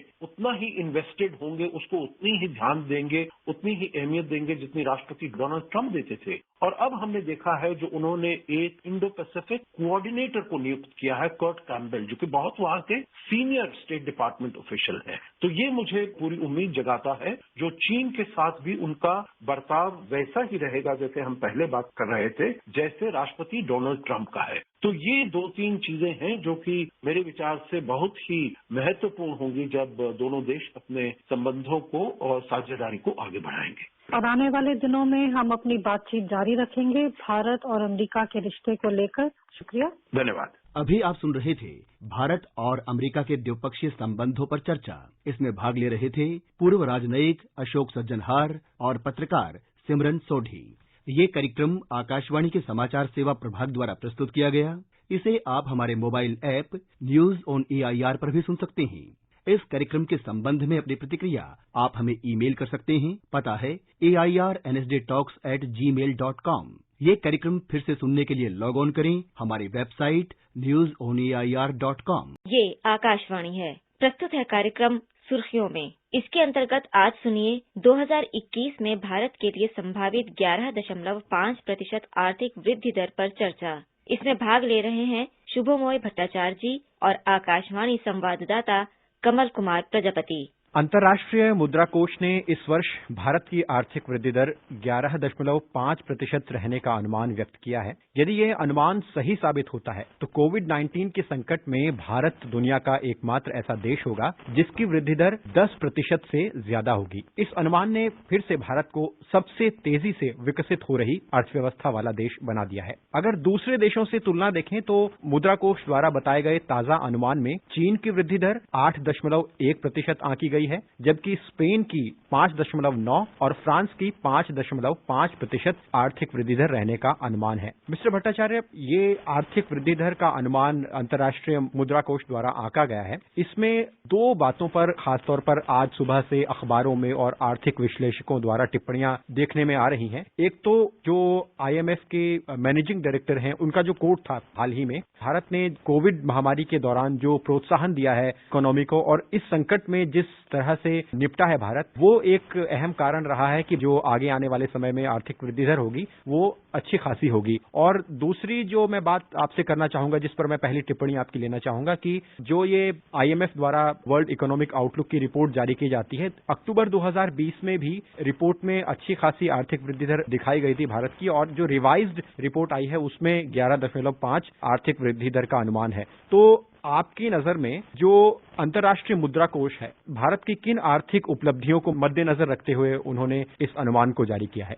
IMF का जो रिपोर्ट है वो रिपोर्ट में दो पहलू है। पहला ये कि इस साल यानी कि ये वित्तीय वर्ष में भारत का GDP का दर -8% रहेगा। अगले साल यानी कि 2021 में, जो इसको हम मोटा मोटी मानते हैं हमारे जो 21-22 का जो फाइनेंशियल ईयर है उससे हम ऑलमोस्ट एक साथ मान के चलते हैं। हालांकि IMF कैलेंडर ईयर लेता है और इधर हम लोग फाइनेंशियल ईयर लेते हैं जो अप्रैल से मार्च तक का पीरियड होता है। इन तीनों को एडजस्ट करते हुए अगले साल के लिए उन्होंने आंका है कि ये 11% से ऊपर रहेगा। तो इसमें दो चीज बन जाता है। एक कि हमारा इस साल का जो उन्होंने फिगर दिया है उसको मैं ज्यादा इम्पोर्टेंस इसलिए देता हूं क्योंकि एक समय में ये सोचा गया था कि भारतीय अर्थव्यवस्था कोविड के झटके की वजह से माइनस इसकी जो कंट्रैक्शन होगी वो डबल डिजिट में होगी, यानी कि वो 10% से ज्यादा, कुछ हद तक कई सारे अंक आ गए थे। उसमें इम्प्रूव करके IMF अभी कह रहे हैं कि -8% का ग्रोथ रहेगा, -8% का GDP का कंट्रैक्शन रहेगा। यानी कि GDP में संकोचन तो होगा, लेकिन वो संकोचन सिर्फ उतना ही होगा जितना इकोनॉमी अपने आप को संभलते हुए काफी एक मुश्किल जगह से निकलते हुए जितना कर पाए, उसका एक छवि है। क्योंकि यही छवि बताता है कि अगले साल अगर इसी रफ्तार से, इसी बेस से अगर हम चले तो चेहरा पूरा बदल जाता है। IMF का कहना है कि ये जो कंट्रैक्शन है, अगले साल की जो ग्रोथ है उसमें ज्यादा उछाल देखी जाएगी, लेकिन ये तो सारे देशों में उछाल देखी जाएगी, सभी देशों का करीब करीब नेगेटिव चल रहा है। तो IMF का रिपोर्ट का इम्पोर्टेंस ये है कि IMF ये कह रहे हैं वर्ल्ड इकोनॉमिक आउटलुक में कि भारत में, जिसका आपने जिक्र किया, कई ऐसी चीजें किए गए हैं जो आर्थिक गतिविधि को फिर से पटरी पे लाने के लिए काफी सहायतापूर्ण सिद्ध हुआ है। और इसी वजह से अगले साल ग्रोथ का जो फिर से जो रिबाउंड आएगा, वो रिबाउंड, भारत का रिबाउंड बाकी दूसरे देशों से काफी ज्यादा उछाल आएगा। Mister Bhattacharya, reserve bank of India ने भी हाल ही में कुछ ऐसी वजहें गिनाई जिनसे प्रतीत होता है कि कोविड महामारी के बावजूद जो हमारी अर्थव्यवस्था है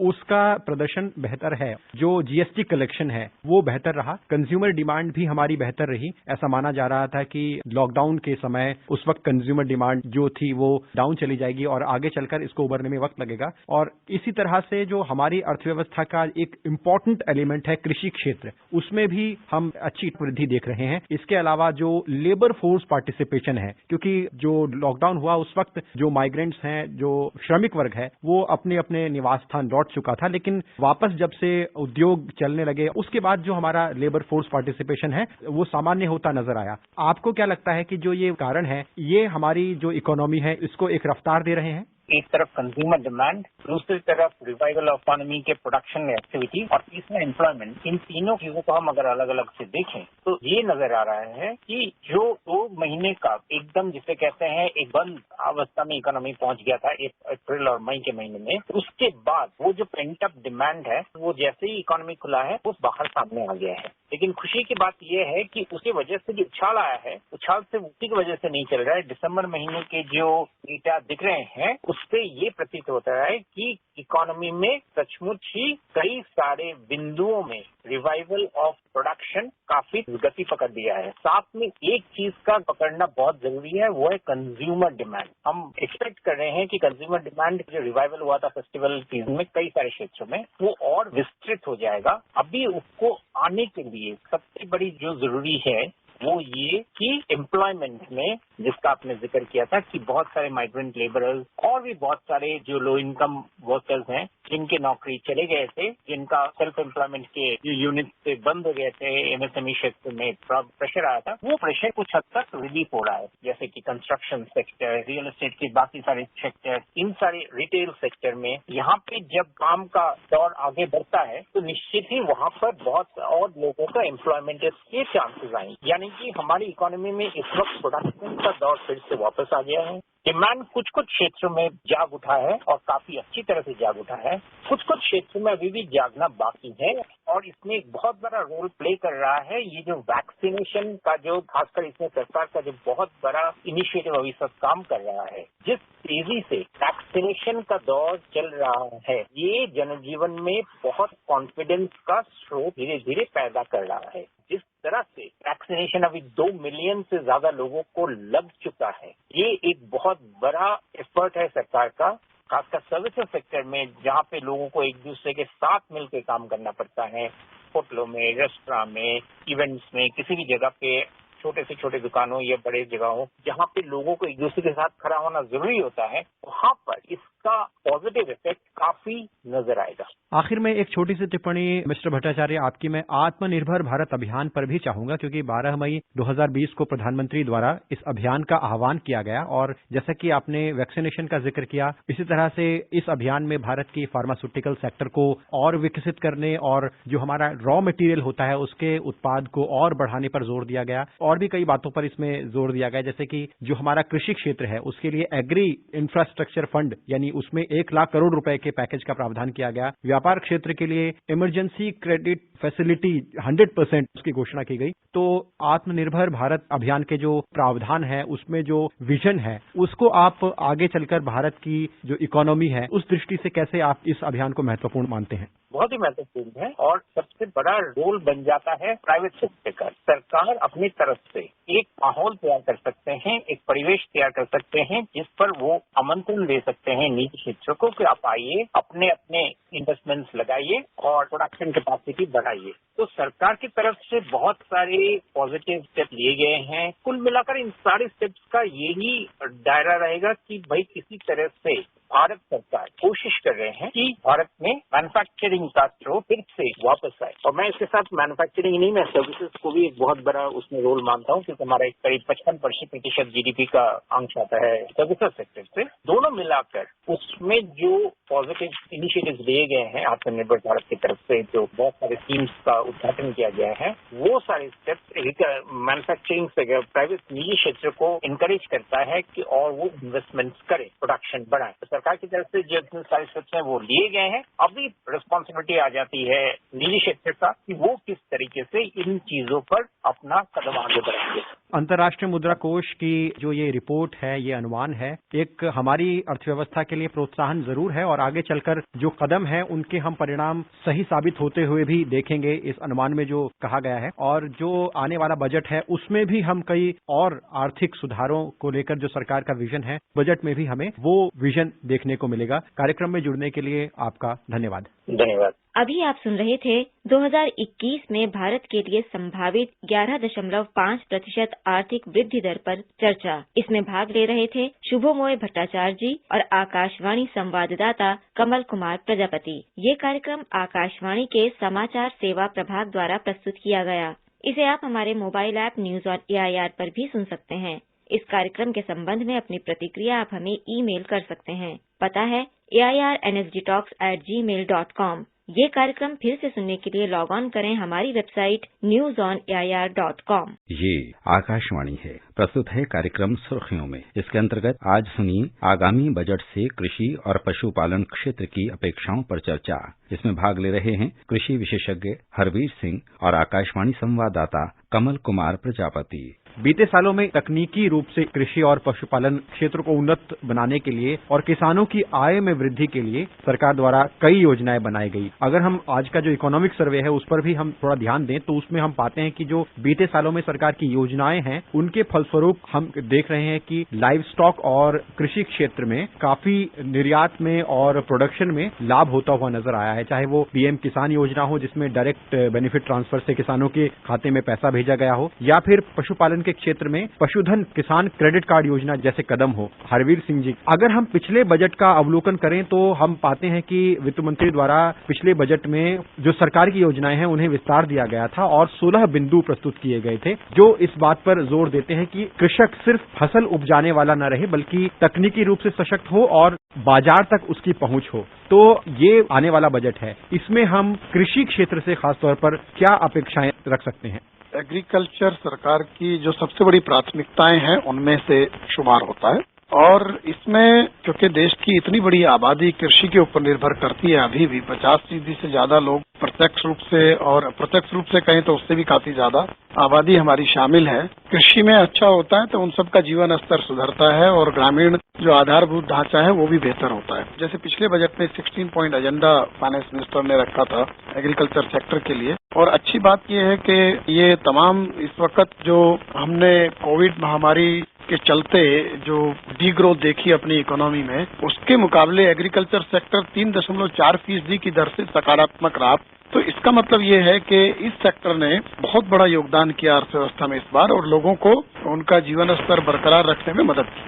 सरकार ने पशुपालन के क्षेत्र में रोजगार की संभावनाओं को देखते हुए कई लक्ष्य तय किए हैं, जैसे कि अगर हम पिछले बजट से उदाहरण लें तो 2025 तक जो दूध का प्रोसेसिंग प्रोडक्शन है उसकी क्षमता को 53 मिलियन मैट्रिक टन से बढ़ाकर 108 मिलियन मैट्रिक टन यानी लगभग दोगुना करने का लक्ष्य है। इसी तरह आर्टिफिशियल इंसेमिनेशन को बढ़ाने का लक्ष्य तय किया गया है। सरकार द्वारा जो लाइव स्टॉक क्षेत्र को और अधिक रोजगार परख बनाए जाने के ये जो कदम हैं, इनसे हम आगे चलकर आने वाले समय में कैसे आशा रख सकते हैं कि आगे ये क्षेत्र बढ़ेगा और आने वाले बजट में इस क्षेत्र को लेकर क्या कुछ कहा जा सकता है आपकी नजर में?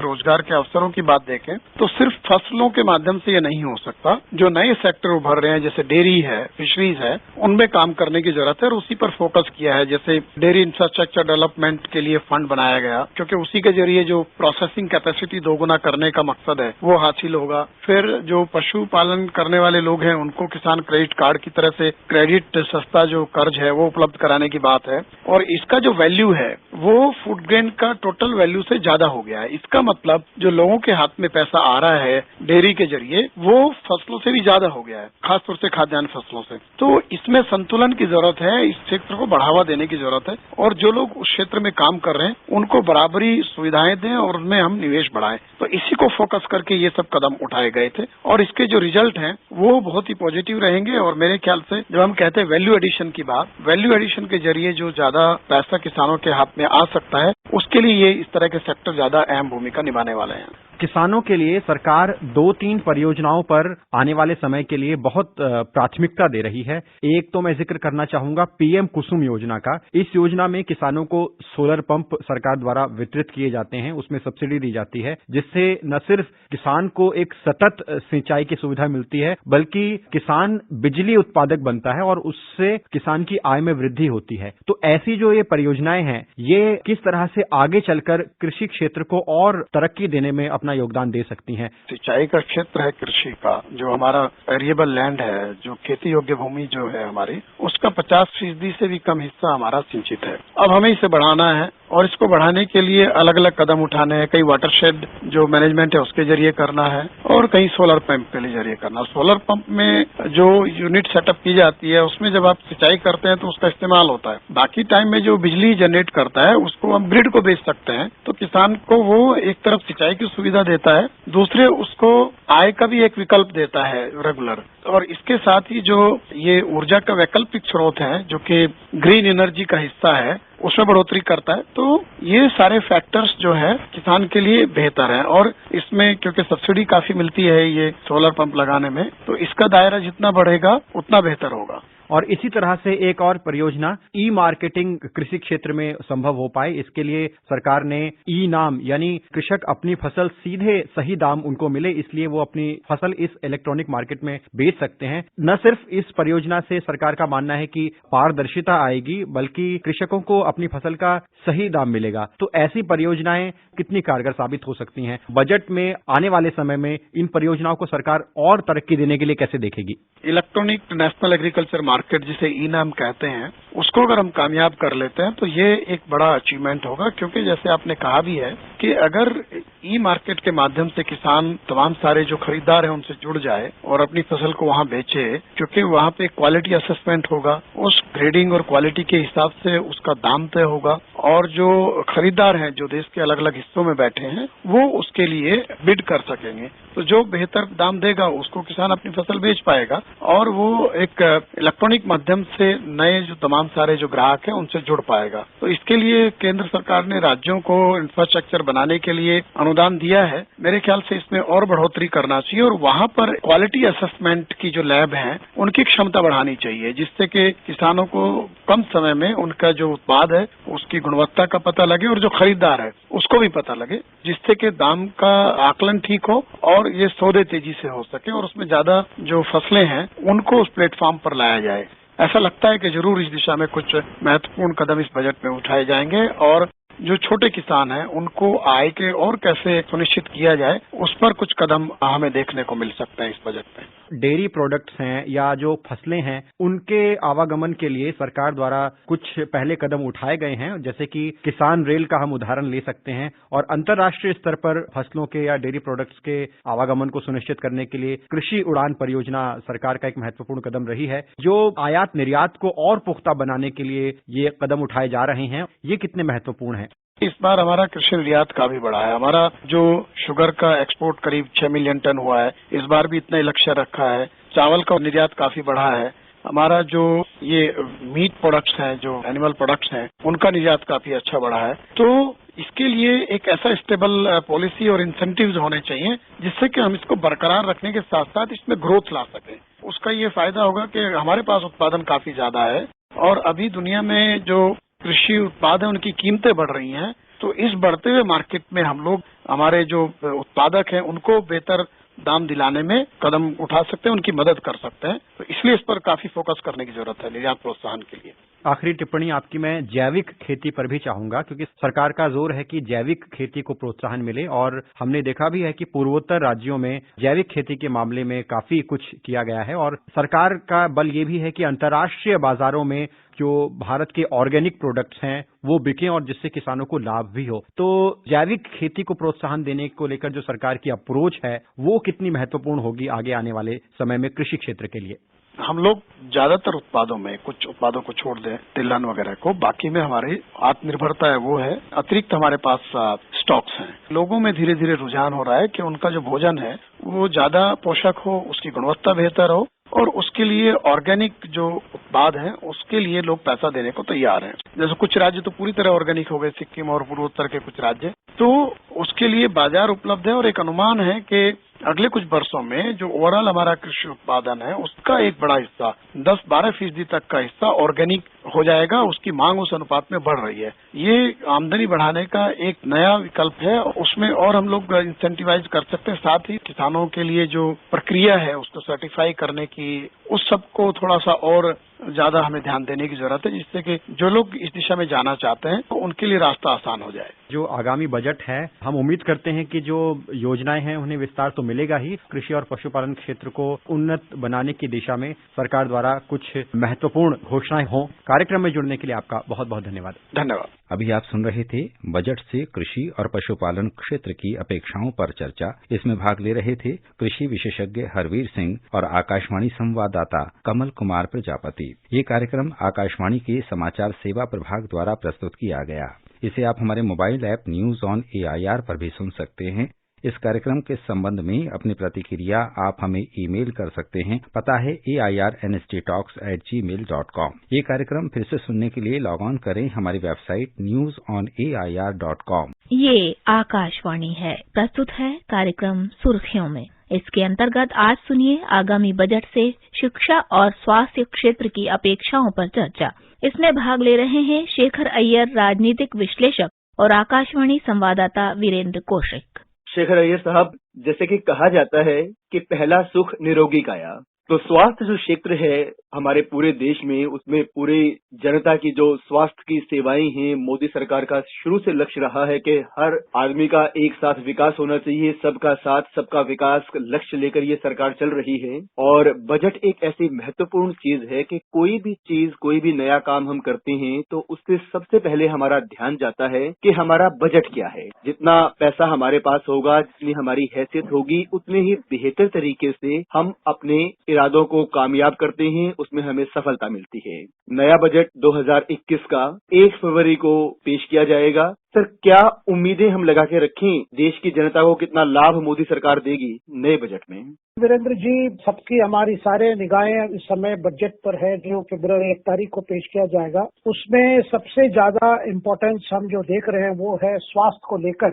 आपने सही कहा कि देश के आर्थिक व्यवस्था भी हमारे स्वास्थ्य पर चलती है, देश के स्वास्थ्य पर। और क्योंकि हमने अभी अभी देखा पिछले साल जो कोविड का संक्रमण, उसने हमें बता दिया कि हमारी जो स्वास्थ्य व्यवस्था है उसमें हमारे क्षमता क्या है, हमारी शक्ति क्या है, हमारे सिस्टम में क्या कमियां हैं और कहाँ का हमें ज्यादा ध्यान देना होगा। ये सारी चीजें हमें एक साल में, पिछले 10-12 महीने में हमें बहुत कुछ सीखने को मिला है। तो मैं आशा करता हूँ कि सरकार इन चीजों को, जो पैंडेमिक एक्सपीरियंस अगर आप कहिए, हमारी एक्सपीरियंस जो रही है, उसमें कई चीजों से अगर देखेंगे तो जो लगता है कि कम से कम 4 चीजों पर ज्यादा फोकस हो रहा है। वो 4 चीजें हैं। एक है प्रिवेंटिव हेल्थ, यानी रोग आने से पहले उसको कैसे रोकें। दूसरा है हेल्थ इंफ्रास्ट्रक्चर, स्वास्थ्य की इंफ्रास्ट्रक्चर। उसमें आपके बड़े बड़े सुपर मल्टी स्पेशलिटी हॉस्पिटल से लेकर हमारी जो प्राइमरी हेल्थ केयर की बात है वहां तक आता है। तीसरा चीज क्या है कि आजकल ज्यादा ध्यान देना को पड़ रहा है, क्योंकि हम जो मेंटल हेल्थ है अपने आप एक चुनौती बनती जा रही है, जिससे हम देख रहे हैं कि हमारे डिप्रेशन जैसा एक रोग, जिसको लेकर लगता नहीं है वो रोग है, लेकिन कभी कभी ऐसी परिस्थिति बन जाती है, कुछ लोग आत्महत्या कर लेते हैं या कुछ अपने आप को बड़े विड्रॉ हो जाते हैं, और ये सोसाइटी में बड़ा प्रॉब्लम बन रहा है। ये 4 तो मैं पहले देख रहा हूँ, लेकिन साथ साथ जो बड़ी बात जो है कि हमेशा ये कहा जा रहा है कि जो किसी देश में कम से कम कितनी GDP खर्च की जा रही है, और इसके लिए क्या हुआ है कि पिछले बजट भी अगर आप देखेंगे उसमें भी काफी प्रावधान की गई थी, क्योंकि एक तो बड़ा कार्यक्रम जो आयुष्मान भारत, जो एक प्रकार से बीमा योजना भी है, और साल में सरकार ने कई घोषणा की थी कि डिस्ट्रिक्ट लेवल से लेकर जो यानी जिला स्तर पर जो हॉस्पिटल सुविधा है से लेकर स्पेशलिटी हॉस्पिटल, और हर जिले में भी सुपर स्पेशलिटी हॉस्पिटल होने की बात भी की गई थी। और इसमें हम देखें कि पिछले साल से अगर आप तुलना करेंगे 2019-20, अगर 2019-20 में अगर आप देखेंगे उसमें जो खर्चा जो किया गया था 62,000 करोड़, यानी 62,000 करोड़ उन्होंने खर्चा किया था। 2020 और 21 के अगर हम देखें जो पिछले लास्ट बजट में, उसमें 5.7% की बढ़ोतरी हुई थी। इसका मतलब 65,000 करोड़ का खर्चा हुआ था, मतलब इसकी एलोकेशन हुई थी। इस साल अभी जो उम्मीद की जा रही है कि अगर आइडियल सिचुएशन देखा जाए, मतलब सरकार के पास कोई धनराशि को मतलब ज्यादा कमी भी ना हो। और स्वास्थ्य को अगर प्रायोरिटी देखेंगे, हमेशा कहा जाता है कम से कम 20-25% की बढ़ोतरी होनी चाहिए। अगर हमारी नेशनल हेल्थ मिशन की जो भी लक्ष्य है, सरकार कितनी कर पाती है, 10% कर पाती है, 10% कर पाती है, लेकिन ये जरूर है कि हमारे पब्लिक स्वास्थ्य को लेकर कई समस्या हैं। बार बार ये कहा जा रहा है स्वास्थ्य और दूसरी चीज जो है वेलनेस। इसका मतलब है कि जैसे हमने कहा कि प्रिवेंटिव हेल्थ, मतलब रोग को ना आने देना। रोग को ना आने देने का मतलब है कि आप ऐसी हमारी जो ट्रेडिशनल सिस्टम, मेडिसिन सिस्टम रही है, आयुर्वेद कहिए, यूनानी कहिए या सिद्धा की जो मेडिसिन सिस्टम कहिए, उसमें क्या कि अप्रोच ज्यादातर रोग आने से पहले क्या करना चाहिए उसको रोकने की बात है। तो इस बार वेलनेस एक प्रकार से इंडस्ट्री माना जा रहा है, वहां पे GST बहुत ज्यादा है। अब बात आ गई स्वास्थ्य प्रॉपर। स्वास्थ्य प्रॉपर में आगे देखेंगे कि सबसे बड़ी बात होगी अगर सरकार अभी जो 1.2% हम जो खर्च कर रहे हैं अपने GDP से, ये अगर बढ़ाया जाए, कम से कम 2.5% बढ़ाया जाए, मतलब 2.5% हमारी GDP अगर बढ़ जाए अगले 3 साल के, ये भी बहुत फर्क लाएगा हमारे हेल्थ इंफ्रास्ट्रक्चर पे। और साथ में ये भी हमें सोचें ये खर्चे की क्यों जरूरत है, स्वास्थ्य क्षेत्र में इतना खर्चा क्यों करना है। उसमें अगर आप देखेंगे तो 4 कारण है। एक है जो हमारी एग्जिस्टिंग हॉस्पिटल्स है, हमारी एग्जिस्टिंग जो भी सेंटर्स हैं, उसके आपको अपग्रेड करना होगा, उसमें आपको मॉडर्नाइज करना होगा, क्योंकि मेडिकल फील्ड में कई चीजें बदलती जा रही है। दूसरी बात है नया इंफ्रास्ट्रक्चर यानी नए हॉस्पिटल्स खोलनी है। तीसरी क्या है, जहां भी कमी है, खास करके अगर आप देहात इलाका देखेंगे या रूरल इंडिया में देखेंगे, वहां इतनी फैसिलिटी नहीं है जो आपको शहरों और बड़े बड़े टाउन्स में जो फैसिलिटीज है वो फैसिलिटीज वहां नहीं है। और इसमें सरकार का ध्यान हमेशा रहा है कि जो 4 मिशन जो चल रहे हैं, एक है आपके नेशनल डिजिटल हेल्थ मिशन, और दूसरा है तो हमने जैसे बताया आयुष्मान भारत, तीसरा कोविड को लेकर भी एक बड़ा मिशन शुरू हुआ है जिसको कहते हैं मिशन कोविड सुरक्षा। तो ये 3 मिशन में लगता है कि इतना खर्च हो रहा है, कम से कम अगर दुगुण भी ना कर पाए, हमें और ज्यादा भी करने की बहुत आवश्यकता है। शेखर साहब, ऐसा कहा जाता है कि एक स्वस्थ शरीर में ही एक स्वस्थ मस्तिष्क जो है वो विद्यमान होता है। हमारा दिमाग तभी स्वस्थ होता है जब हम शारीरिक रूप से स्वस्थ होते हैं, और सरकार काफी कुछ इस दिशा में कर रही है। दूसरा, आपने बताया कि जो प्रिवेंटिव हेल्थ यानी कि परहेज बेहतर है इलाज से। इसके साथ साथ मोदी सरकार के जो दूसरे कार्यों का अगर मैं उल्लेख करूं कि स्वास्थ्य बीमा योजनाओं के क्षेत्र में भी सरकार काफी ध्यान देती है, और जहां प्राथमिक जो स्वास्थ्य केंद्र हैं उनको भी स्वास्थ्य और कल्याण केंद्र उन्होंने बनाने की घोषणा की है और उस दिशा में बेहतर काम कर रही है।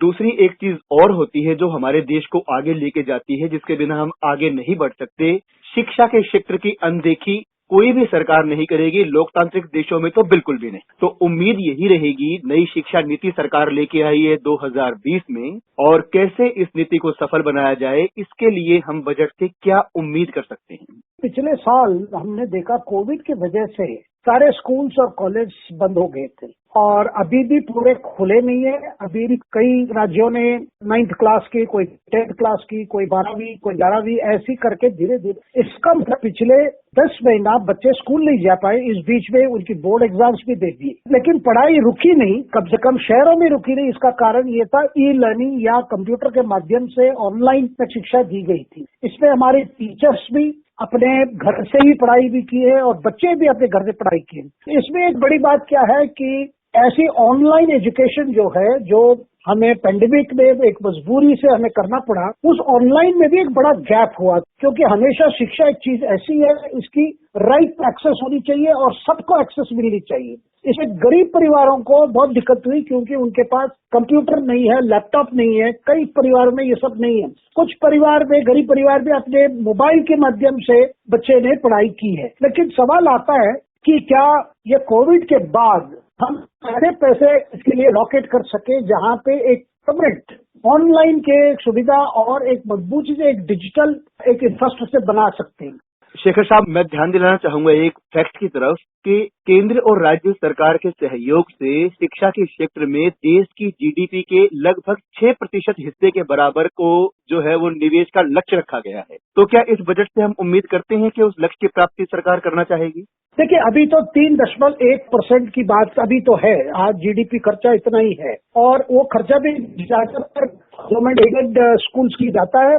और हमने देखा कि पिछले साल 5% जो लोकेशन पिछले साल से ज्यादा बढ़ा, यानी अभी बन गया था 99,000 करोड़, यानी लगभग 1 लाख करोड़ तक पहुंच गया था। और क्योंकि शिक्षा नीति इस बार लागू हुआ है, इसमें जो प्रावधान है इसको इम्प्लीमेंट करने के लिए जो नए तरीके से जो भी शिक्षा की जो टेक्नोलॉजी कहिए, नए कोर्सेस कहिए, और भी जो इंस्टीट्यूशन की जो मदद की जरूरत है, इसका मतलब 1 लाख करोड़ का तो ज्यादा पार करना ही है एलोकेशन। आपका बहुत बहुत शुक्रिया, धन्यवाद। अभी आप सुन रहे थे आगामी बजट से शिक्षा और स्वास्थ्य क्षेत्र की अपेक्षाओं पर चर्चा। इसमें भाग ले रहे थे शेखर अय्यर, राजनीतिक विश्लेषक, और आकाशवाणी संवाददाता वीरेंद्र कौशिक।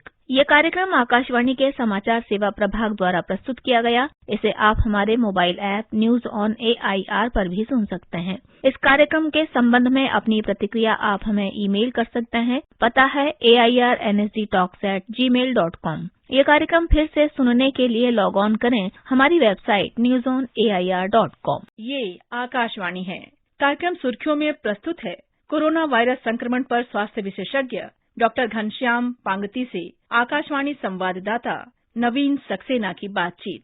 डॉक्टर पांगते, आखिरकार टीका मिल ही गया। नए साल में भारत को ये बहुत ही एक अच्छा तोहफा मिला, या यूं कहें कि पूरे विश्व को एक बहुत अच्छा तोहफा मिला है। अब जो ये प्रक्रिया शुरू हो चुकी है कि किस तरह से टीका लगेगा, किस तरह से टीका लगाना है, उसका भी पूर्वाभ्यास हो चुका है। और अब वो क्षण आ गया है जब हम इस बीमारी से निजात पाने की कोशिश में जो लगे हुए थे वो पूरी होने वाली है। अब हमें क्या एटिकेट बरतने होंगे? जी हाँ नवीन जी, आपने बिल्कुल सही बात कही कि जो वैक्सीन है हमारी गवर्नमेंट ने एज वेल एज हमारे जो साइंटिस्ट ने इन्होंने इसे अप्रूव कर दिया। नए साल में बिल्कुल एक गिफ्ट की तरह है। और अच्छी बात यह है कि पिछले 2 दिन में जनवरी 1 में एक वैक्सीन अप्रूव हुई थी जो कि सीरम इंस्टीट्यूट और ऑक्सफोर्ड की थी, और 2 जनवरी को दूसरी वैक्सीन भी अप्रूव हो चुकी है जो कि हमारी पूरी तरह भारतीय मूल की है। अब ये वैक्सीन आ गई है और नेक्स्ट वीक से हम लोग शायद ये वैक्सीन लगाना शुरू कर दें, और लंबी प्रक्रिया रहेगी। आपने बताया कि ट्रायल्स रन पहले से रेडी हो चुके हैं। ने लगभग 30,000 सेंटर्स अप्रूव कर दिए हैं जहां से वैक्सीन लगेगी, क्योंकि 2 वैक्सीन लगेगी 1 महीने के अंतर में। तो हमें जो सारे प्रिकॉशन हैं जो पिछले 1 साल से हम इतनी मेहनत से कर रहे हैं कि 2 गज की दूरी, अपने हैंड हाइजीन को कंट्रोल में रखना, as well as social distancing, और बिना बात के हम भीड़ न करें और भीड़ वाली जगह में न जाएं। अगर हम ये 2-4 महीने और अच्छी तरह करें तो हम इस वैक्सीन का पूरा उपयोग कर सकते हैं और ये बहुत ही फ्रूटफुल रहेगी। अगर आपको इन्फेक्शन हो गया है तो फिर वैक्सीन का उतना उपयोग नहीं रहेगा। डॉक्टर पांगते, केंद्रीय औषधि प्राधिकरण की जो विशेषज्ञ समिति है उसने कोविड टीके के आपातकालीन इस्तेमाल को भी मंजूरी देने की सिफारिश की है। आपके माध्यम से हम जानना चाहेंगे कि ये आपातकालीन इस्तेमाल क्या होता है?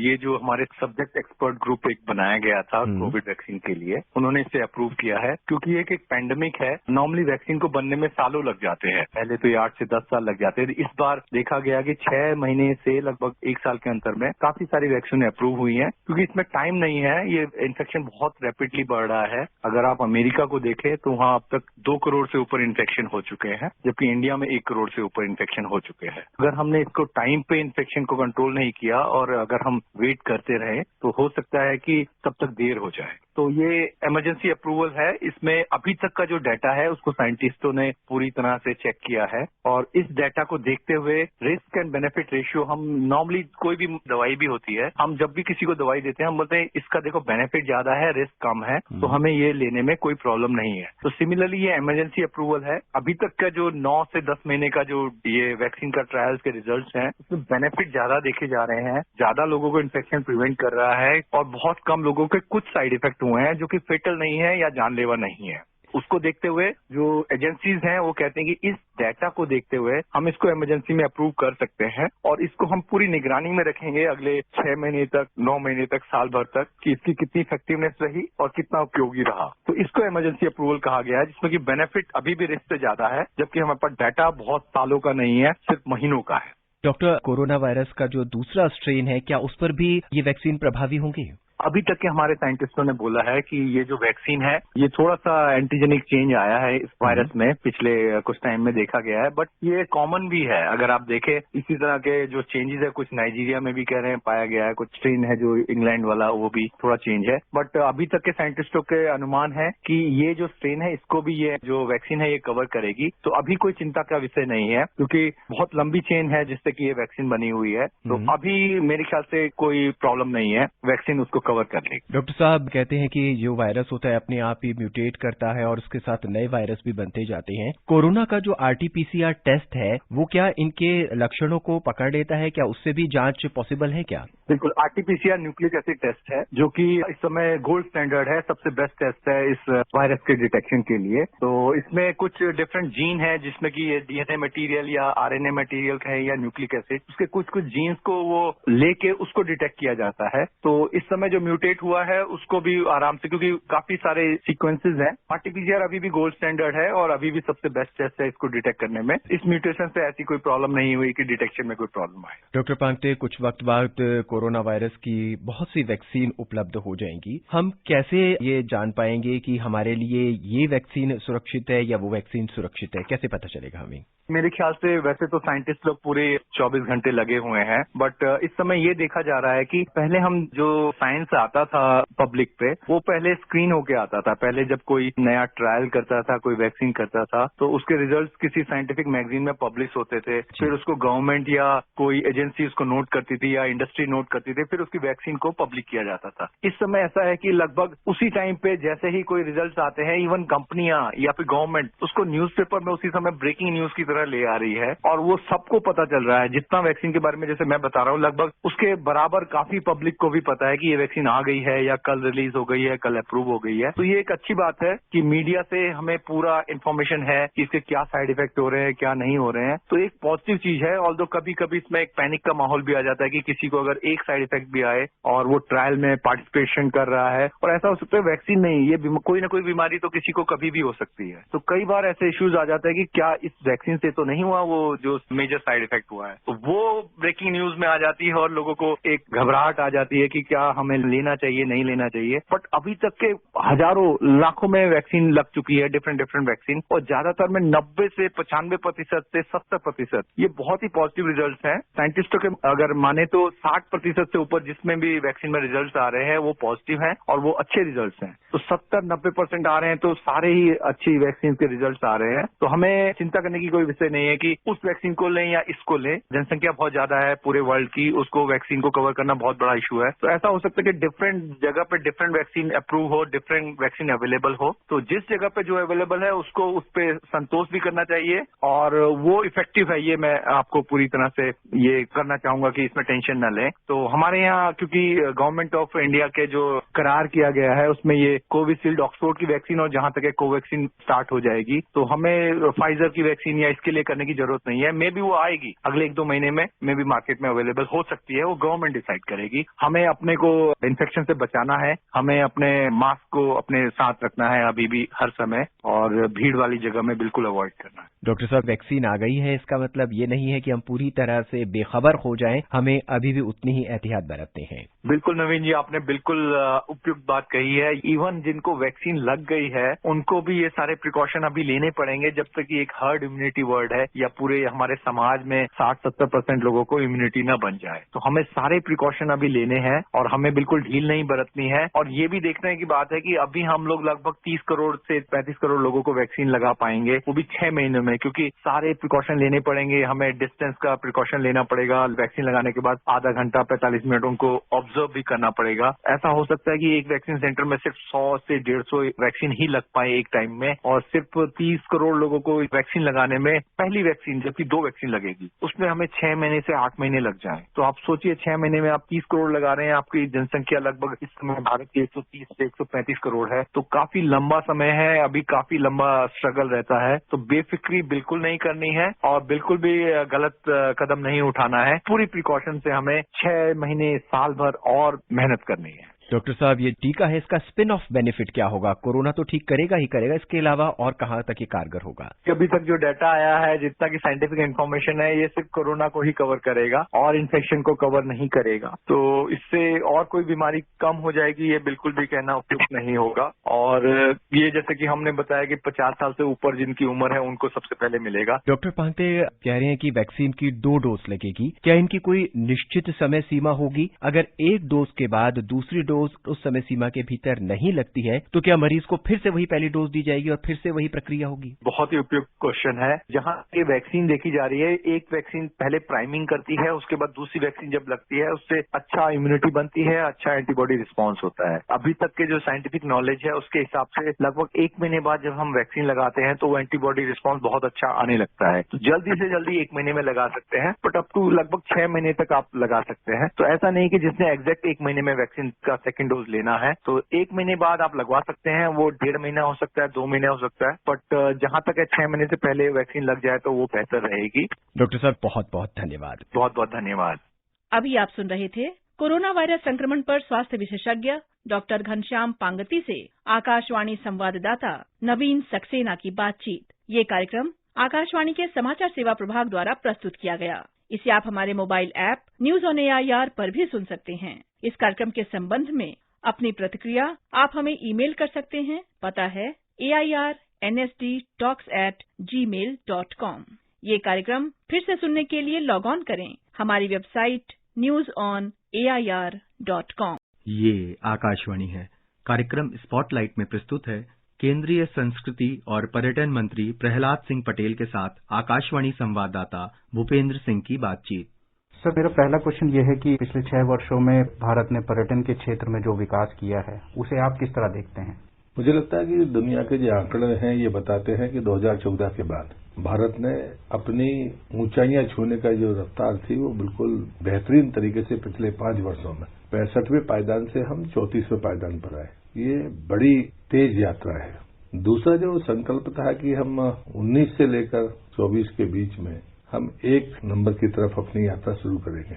दुर्भाग्य से कोरोना का जो समय है इसने पूरी दुनिया को रोक दिया, लेकिन हमारा अपना विश्वास है कि जो इंफ्रास्ट्रक्चर पर काम हुआ है पिछले 5 वर्षों में मोदी जी के नेतृत्व में, उसमें स्वदेश दर्शन और प्रसाद 2 बड़ी स्कीमें हैं, जिसमें कभी भी हमारे ऐसे स्मारक जो मंदिर या कोई भी धार्मिक स्थान, चर्च है, मस्जिद है, जो पुरानी थी उनके रिनोवेशन का या उनको विश्वस्तरीय बनाने का कभी कोई प्लान नहीं हुआ। प्रसाद ने उस कमी को दूर किया तो उसके परिणाम बहुत अच्छे हैं। स्वदेश दर्शन में कनेक्टिविटी को लेकर था। यदि कोई टूरिस्ट सीधे NH पे जा रहा है और उसको अगर कोई अच्छा कनेक्टिविटी मिले और उसको एक स्मारक और देखने के लिए मिले तो वो अगर कनेक्टिविटी हो तो वो देखते हुए जा सकता है, या वहां कहीं रुकने का अच्छा स्थान है तो वो रुक के ब्रेक लेके दोनों काम करेगा और आगे निकल जाएगा। स्वदेश दर्शन में बहुत अच्छे काम हुए हैं, लेकिन जो मंशा थी उस मंशा की पूर्ति में कहीं ना कहीं राज्य सरकारों को विजन की बात आती है कि उनने प्रायोरिटी क्या रखी है। तो शुरुआती दौर में लगा कि इसकी सोशल ऑडिटिंग होनी चाहिए, वो सोशल ऑडिटिंग हुई है।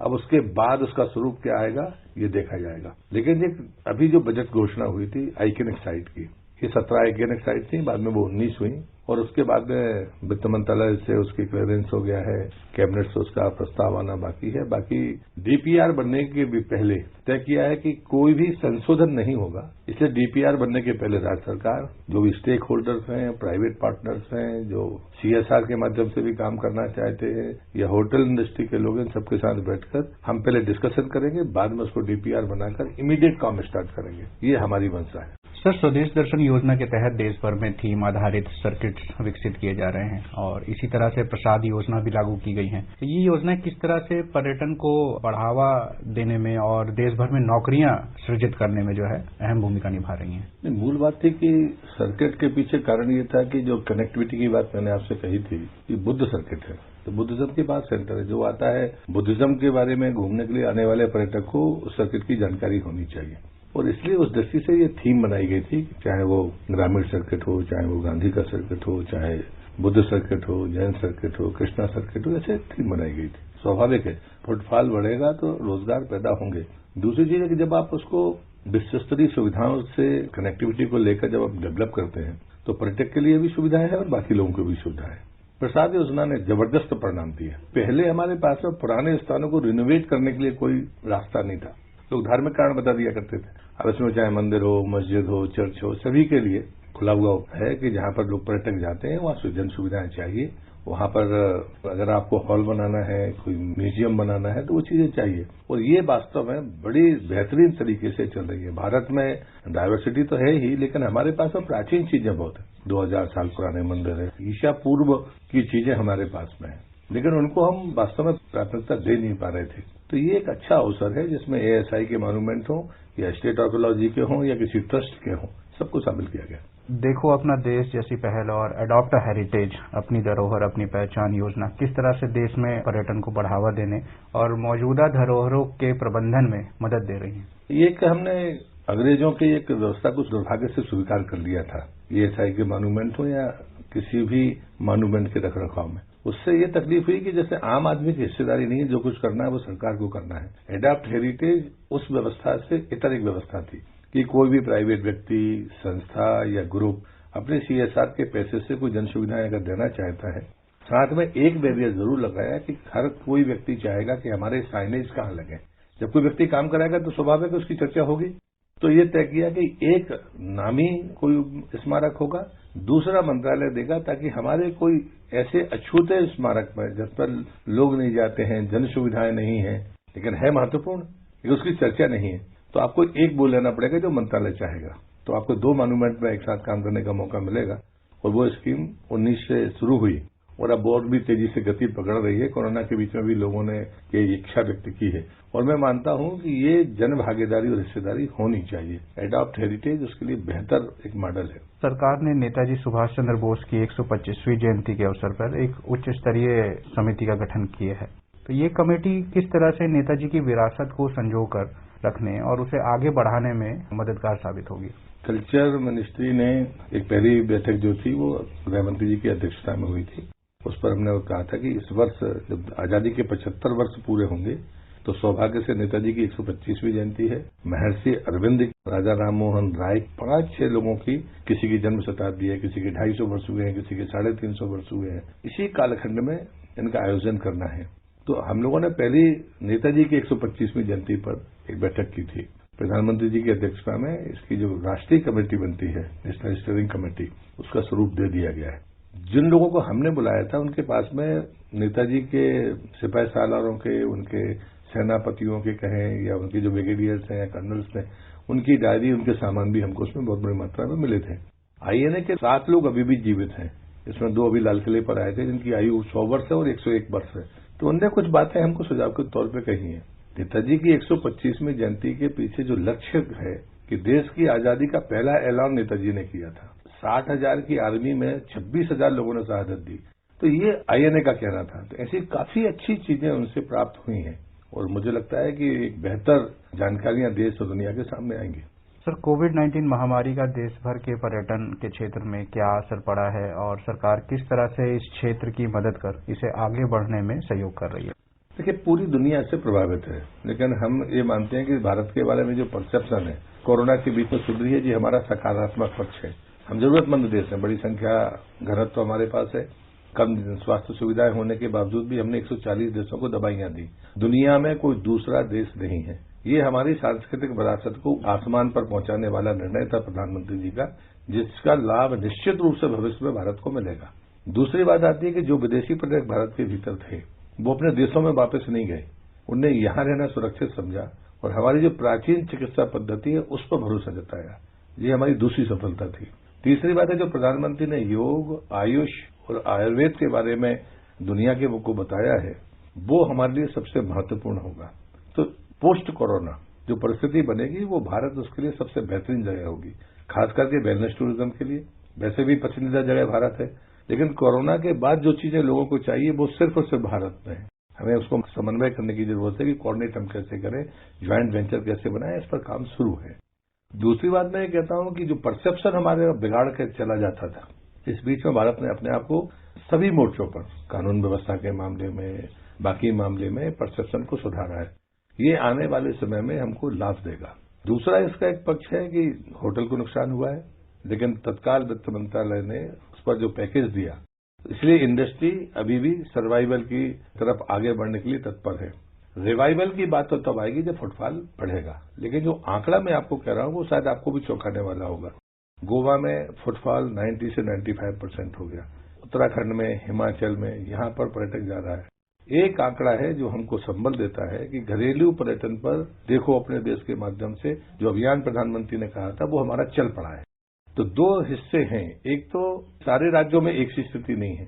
महानगर के होटल बड़े नुकसान में हैं, लेकिन बाकी जगह पर ऐसी स्थिति नहीं है। दूसरा यह है कि बड़े होटलों को बड़ा नुकसान हुआ है, लेकिन छोटे होटल्स में ऑक्यूपेंसी लगभग पिछले वर्ष के बराबर पहुंच गई। तीसरा, लोगों का जो चेंज है, या तो वो होम स्टे में रहना चाहते हैं या फिर खेतनुमा जो या जंगल के बीच में जो चीजें हैं। तो आप हमारे किसी भी प्रोजेक्ट में, टाइगर प्रोजेक्ट हो या रिजर्व फॉरेस्ट हो, वहां सेचुरेशन है, वहां आपके पास में बुकिंग नहीं है। एक ये नया ट्रेंड है, इसका मतलब है कि हम नॉर्थ ईस्ट की तरफ लोगों को पहुंचा सकते हैं। और आखिरी बात मैं ये कहता हूं कि जो फोकस करना चाहिए, जो लोग बेचैन है, 2 करोड़ 20 लाख भारतीय देश से बाहर घूमने जाते हैं और 1 करोड़ 80 लाख विदेशी पर्यटक आता है। ये जो 2 करोड़ 20 लाख हैं, इनकी साइकोलॉजी क्या है? जी, समुद्र देखने जाते हैं तो हमारे पास भी है, क्या हम उनको वो परोस है? अगर वो जंगल देखने जाते हैं तो हमारे पास जितनी टाइगर सफारी है दुनिया में किसी के पास नहीं है। अगर वो एडवेंचर के लिए जाते हैं तो वो भी हमारे पास में, हमने 137 पीक्स गृह मंत्रालय ने एक साथ खोली है। उसमें से अरुणाचल ने अपने आप को मना कर दिया, तो फिर भी उसके बाद भी वो 117-18 बस्ती हैं जिस पर हम काम कर सकते हैं। हमारे पास काम करने की गुंजाइश है और हमने की है।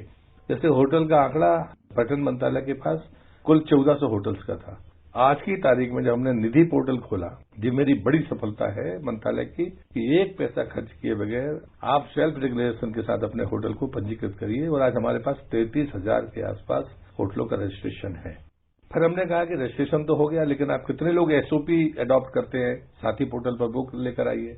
फिर इस बीच मैंने पर्यटन मंत्रियों की बैठक 2 दिन में की और जो चर्चा आई उसमें जो सबसे बेहतरीन कमेंट्स था वो गोवा के पर्यटन मंत्री का था कि पहले तो हमें पास सूची नहीं थी, तो सूची आ गई निधि पोर्टल में। एसओपी अडॉप्ट करने वालों की संख्या उस दिन तक 16% थी। हमने कहा इस गैप को कम करिए, लेकिन जो उन्होंने कहा कि हमारे पास में जो पर्यटकों का आंकड़ा था वो 90 लाख था गोवा में टोटल मिलाकर, और जैसे ही हमने निधि पोर्टल के बाद में आंकड़ा इकट्ठा किया तो वो 1 करोड़ 60 लाख। इसका मतलब है कि आंकड़े में कहीं न कहीं हम ऑथेंटिक नहीं थे। इससे ये कोशिश सफल हुई और साकार हुई है। हमारी कोशिश ये है कि निधि और साथी के बीच में जो गैप है, हर होटलियर अपना ओन रेगुलेशन दे कि वो होम मिनिस्ट्री का, स्वास्थ्य मंत्रालय का या पर्यटन मंत्रालय की एसओपी को अडॉप्ट करता है। ये देशी और विदेशी दोनों पर्यटकों के लिए भरोसा बढ़ाने वाला होगा। तो ये कदम है जिसने महत्वपूर्ण भूमिका अदा की। सर, नॉर्थ ईस्ट, हिमालय और तटीय क्षेत्रों में इको टूरिज्म के विकास की असीम संभावना है, तो इन संभावनाओं को विकसित करने के लिए सरकार क्या क्या कदम उठा रही है? ये सच है कि नॉर्थ ईस्ट अभी भी अनएक्सप्लॉइट है। कनेक्टिविटी तो हो गई, इंसर्जेंसी की जो बात थी वो खत्म हो गई। अब हमें उनके सामने रखना है कि आपके पास में बाकी साधन क्या हो सकते हैं। तो हमने टूरिज्म हाईवे की बात की है, खासकर ऐसी जगह पर जहां पर लोग नहीं गए। तो हम बाकायदा गुवाहाटी से अगर आपको अरुणाचल जाना है तो हम आपको कनेक्टिविटी भी बताएंगे। कोई सरकारी और गैर सरकारी का भेद हमने खत्म कर दिया है। होटल हो, गेस्ट हाउस हो, छोटे होटल हो, बड़े होटल हो या फिर कोई होम स्टे हो, हम सबकी जानकारी देंगे कि आप इस रास्ते पर जाएंगे तो आपको ये मिलेंगे। उनका संपर्क का नंबर ये है।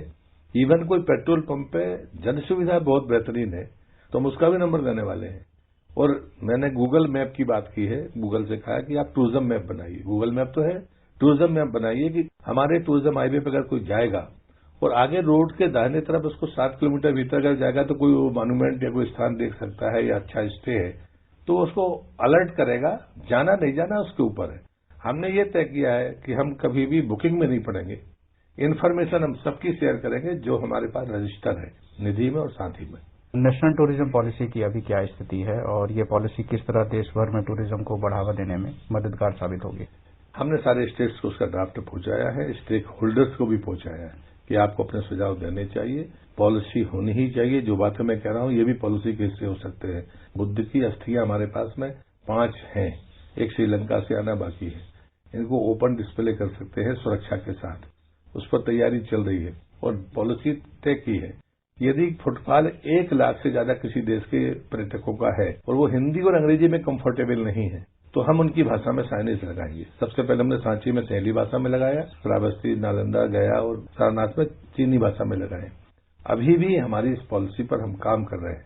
प्रधानमंत्री जी ने कहा था कि आपको यूएन की भाषा में ट्रांसलेटर और गाइड्स होने चाहिए। पहला बैच 5,500 लोगों का इस महीने एग्जाम होकर निकल जाएगा। वो उसको हमने टूरिस्ट फैसिलिटेटर कहा है।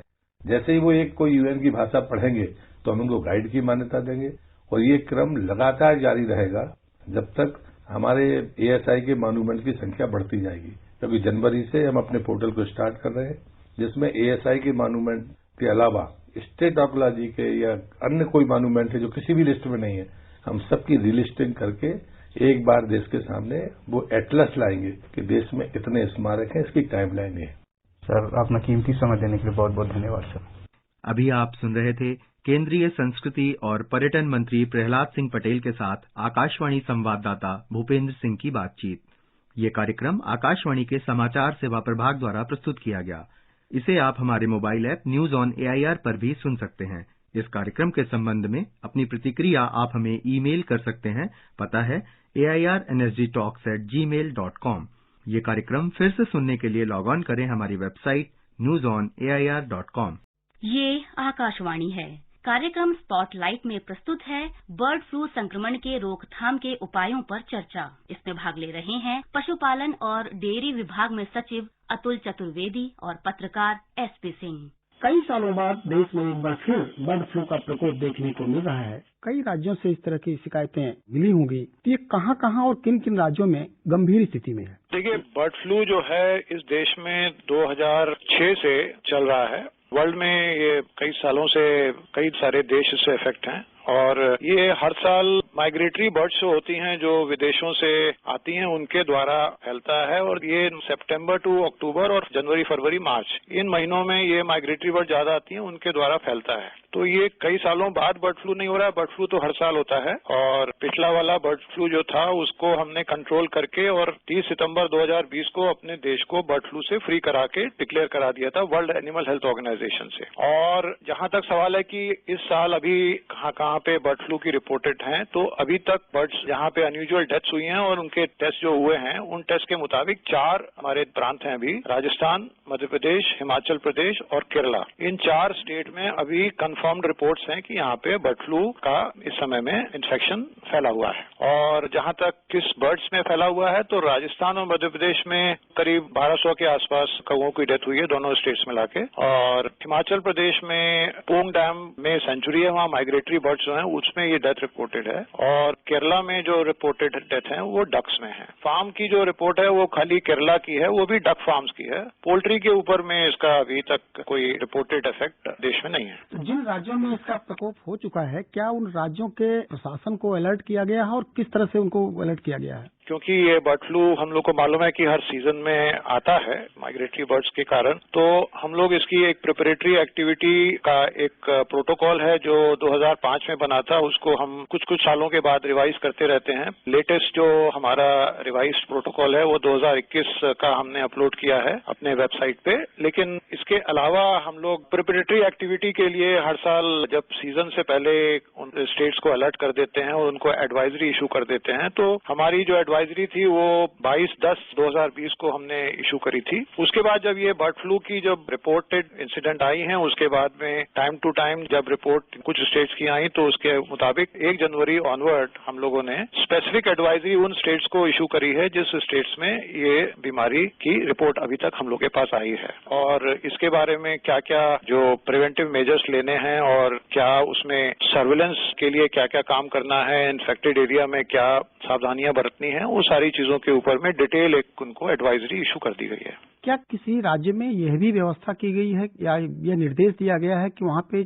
चिकन की बिक्री या पोल्ट्री की खरीद बिक्री बंद कर दी जाए उनकी दुकानों को? जी नहीं, क्योंकि ऐसा है कि ये जो बीमारी है इससे ना तो अंडा खाने में ना मुर्गी का मांस खाने में कोई रोक टोक है, क्योंकि दोनों चीज कोई कच्चा नहीं खाता है और इसमें इसके द्वारा इन्फेक्शन नहीं फैलता है। तो हम लोग हर स्टेट को ये बताया है और हर स्टेट को ये भी रिक्वेस्ट किया है कि आप ही अपने माध्यमों के द्वारा इसकी पब्लिसिटी करें कि ये बर्ड फ्लू के कारण जो लोग हैं वो अंडा या मांस खाने के ऊपर में कोई रोक नहीं है अगर वो लोग खाना चाहते हैं तो। देश के किसी हिस्से में किसी राज्य से इस तरह की कोई रिपोर्ट जिससे कि मानव में या व्यक्ति में कोई इस तरह का बर्ड फ्लू का कोई प्रकोप मिला हो? जहां तक इस बीमारी का ह्यूमन में ट्रांसमिशन की जो बात है, तो आज तक वैसे तो रिपोर्ट इसकी ह्यूमन में आने के चांसेस थोड़े बहुत हैं, बहुत कम है, लेकिन अभी तक हमारे देश में इसके बारे में कोई रिपोर्ट नहीं है कि ये ह्यूमन में ट्रांसमिशन अभी हुआ है। पिछले सालों में भी और इस साल में भी अभी तक जो बीमारी रिपोर्टेड है उसमें ह्यूमन में ट्रांसमिशन की कोई रिपोर्ट नहीं है। और वैसे भी ये अगर ट्रांसमिशन होता भी है तो खाली उन वेटरनरी हेल्थ वर्कर्स में हो सकता है जो कि जाके डायरेक्टली इन बर्ड को छुएंगे या उसके लिए कुछ उनको हैंडल करेंगे। उसके अलावा ये वातावरण के माध्यम से या एनवायरमेंट के माध्यम से इसका कोई स्प्रेड नहीं होता। ये जो बर्ड फ्लू का जो प्रकोप इस समय जिन भी स्टेट्स में हुआ है, इसके सर्विलांस और मॉनिटरिंग का क्या इंतजाम किया गया? देखिए, इसमें जो हमारा लेट डाउन प्रोटोकॉल है उसके मुताबिक इन्फेक्टेड जोन जो डिक्लेयर किया जाता है वो 1 किलोमीटर का इन्फेक्टेड जोन होता है और सर्विलेंस जोन जो होता है वो 10 किलोमीटर का होता है। और इन दोनों एरिया में क्या क्या सावधानियां बरतनी है, जैसे बायोसिक्योरिटी के जो मेजर्स हैं, अगर पोल्ट्री फार्म्स हैं तो बायोसिक्योरिटी के जो मेजर्स लेने हैं, या जो अफेक्टेड एरिया है उसमें डिसइंफेक्शन के लिए क्या दवाइयां वहां पे छिड़कनी है, और अगर प्रॉपर डिस्पोजल जो डेड बर्ड्स है या कैरेकस है उनका कैसे करना है, और जो उसको हैंडल करें वो पीपीई किट पहन के उसको हैंडल करें। और इसके अलावा जो अनयूजुअल रिपोर्ट है डेथ की उसके सैंपल कलेक्ट करके और उसका टेस्ट कराया जाए, और सर्विलेंस प्लान्स को कैसे इंटेंसिफाई किया जाए जिससे कि आगे ये बीमारी और न फैले। इन सब चीजों के ऊपर में जो सावधानियां बरतनी है वो सारे डिटेल इन लोगों को बताए गए हैं और इसकी हम लोग डेली रिपोर्ट कलेक्ट कर रहे हैं। हम लोगों ने यहाँ सेंट्रल गवर्नमेंट में अपने विभाग में एक कंट्रोल रूम की भी स्थापना करी है जिसके द्वारा ये रिपोर्ट हम लोग ले रहे हैं। इसके अलावा मैं भी डायरेक्टली दिन में 2 बार सारे स्टेट्स के जो additional chief secretary, principal secretary animal husbandry हैं उनसे भी बातचीत कर रहा हूं और हम लोग रेगुलर टच में हैं जिससे कि सारा जो बीमारी का प्रकोप और ना फैले और इसका पूरा कंट्रोल हो। सर, ये जो सर्विलांस एरिया या इन्फेक्टेड एरिया में जो पोल्ट्री फार्म है, क्या उन्हें कलिंग भी की जा रही है? जैसा कि मैंने आपको बताया कि केरला में खाली डक फार्म में डेथ हुई है, इसलिए उन डक फार्म में कलिंग ऑपरेशन शुरू कर दिया गया है क्योंकि वहां पे जो 5 एपी सेंटर हैं अभी केरला में, और उन 5 एपी सेंटर में कलिंग का जो ऑपरेशन है जो कि 1 किलोमीटर रेडियस में जितनी भी डक फार्म है तो उसमें जो कलिंग का ऑपरेशन है वो शुरू कर दिया गया है। बाकी जो प्रांत हैं आपके राजस्थान, मध्य प्रदेश और हिमाचल प्रदेश, उसमें कलिंग की कोई ऐसी आवश्यकता नहीं है क्योंकि ये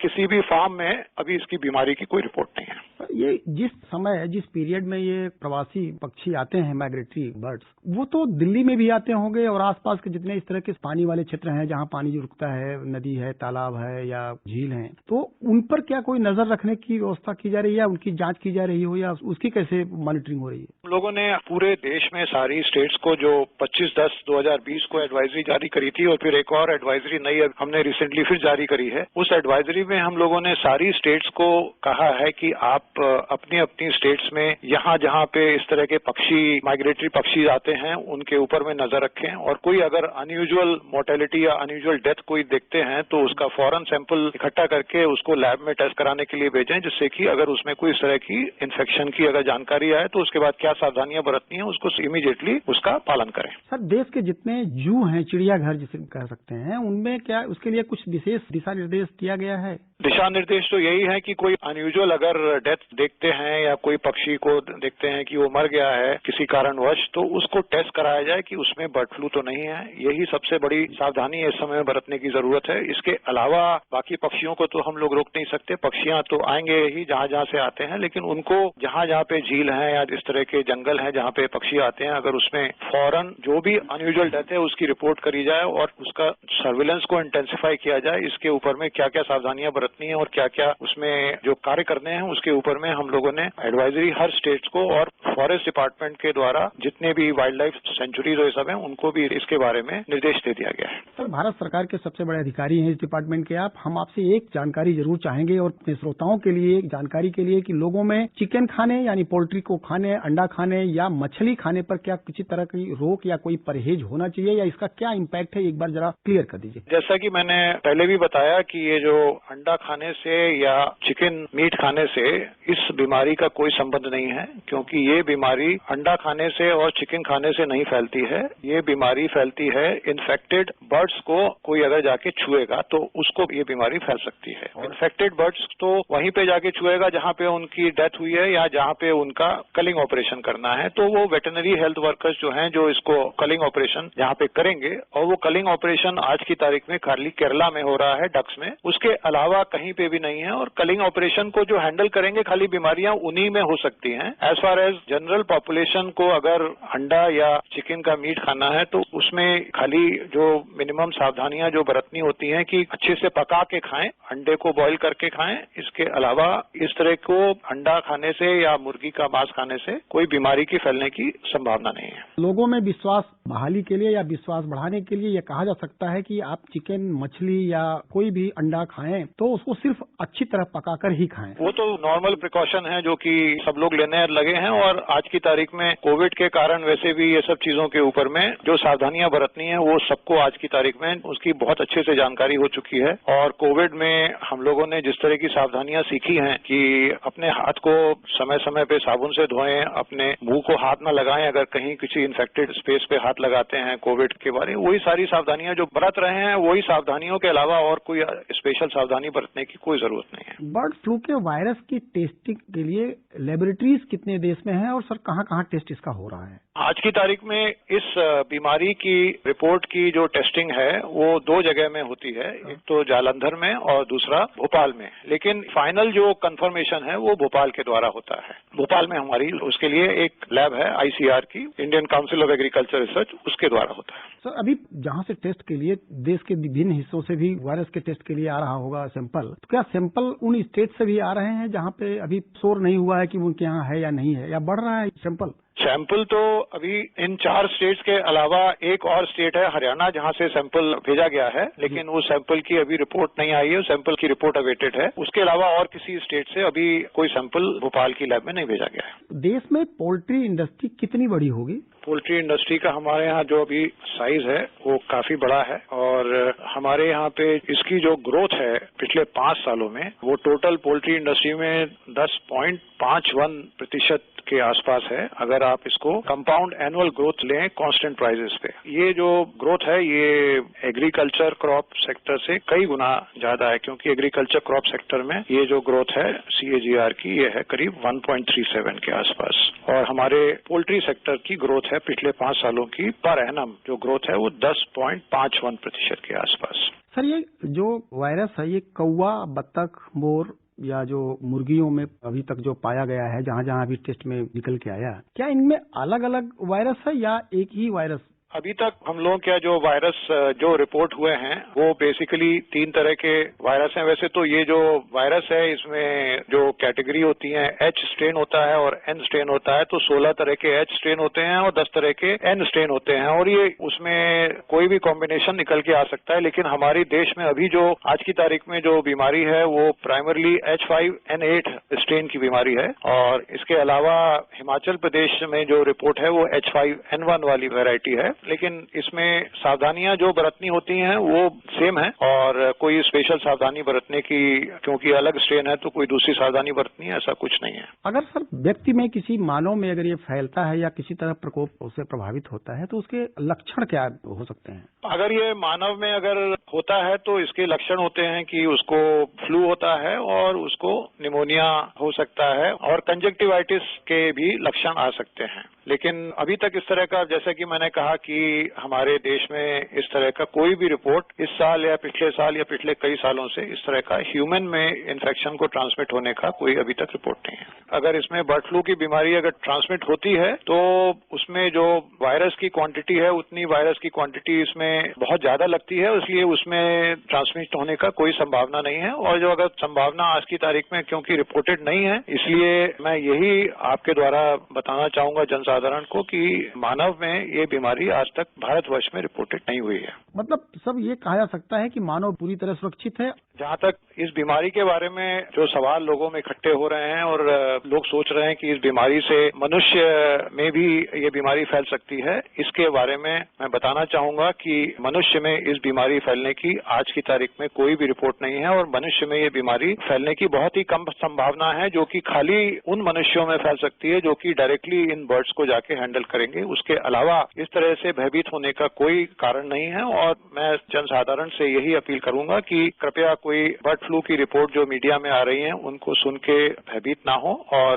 नॉर्मल जो उनकी रूटीन है उसी को फॉलो करें। और जो लोग इन्फेक्टेड एरिया के आसपास रहते हैं वो ये सावधानी बरतें कि अपने घर के आसपास अगर कोई फार्म वगैरह है पोल्ट्री की या डक्स की, अगर उसमें कोई अनयूजुअल डेथ जानकारी मिलती है तो फौरन वहां के जो अधिकारी हैं वेटनरी डिपार्टमेंट के उनको रिपोर्ट करें, जिससे कि उसकी टेस्ट और सैंपल लिए जा सकें और कंफर्मेशन अगर कुछ जरूरत है या उसके बाद जो सावधानियां बरतनी है उसको लिया जा सके। Thank you sir. धन्यवाद। अभी आप सुन रहे थे बर्ड फ्लू संक्रमण के रोकथाम के उपायों पर चर्चा। इसमें भाग ले रहे थे पशुपालन और डेयरी विभाग में सचिव अतुल चतुर्वेदी और पत्रकार एसपी सिंह।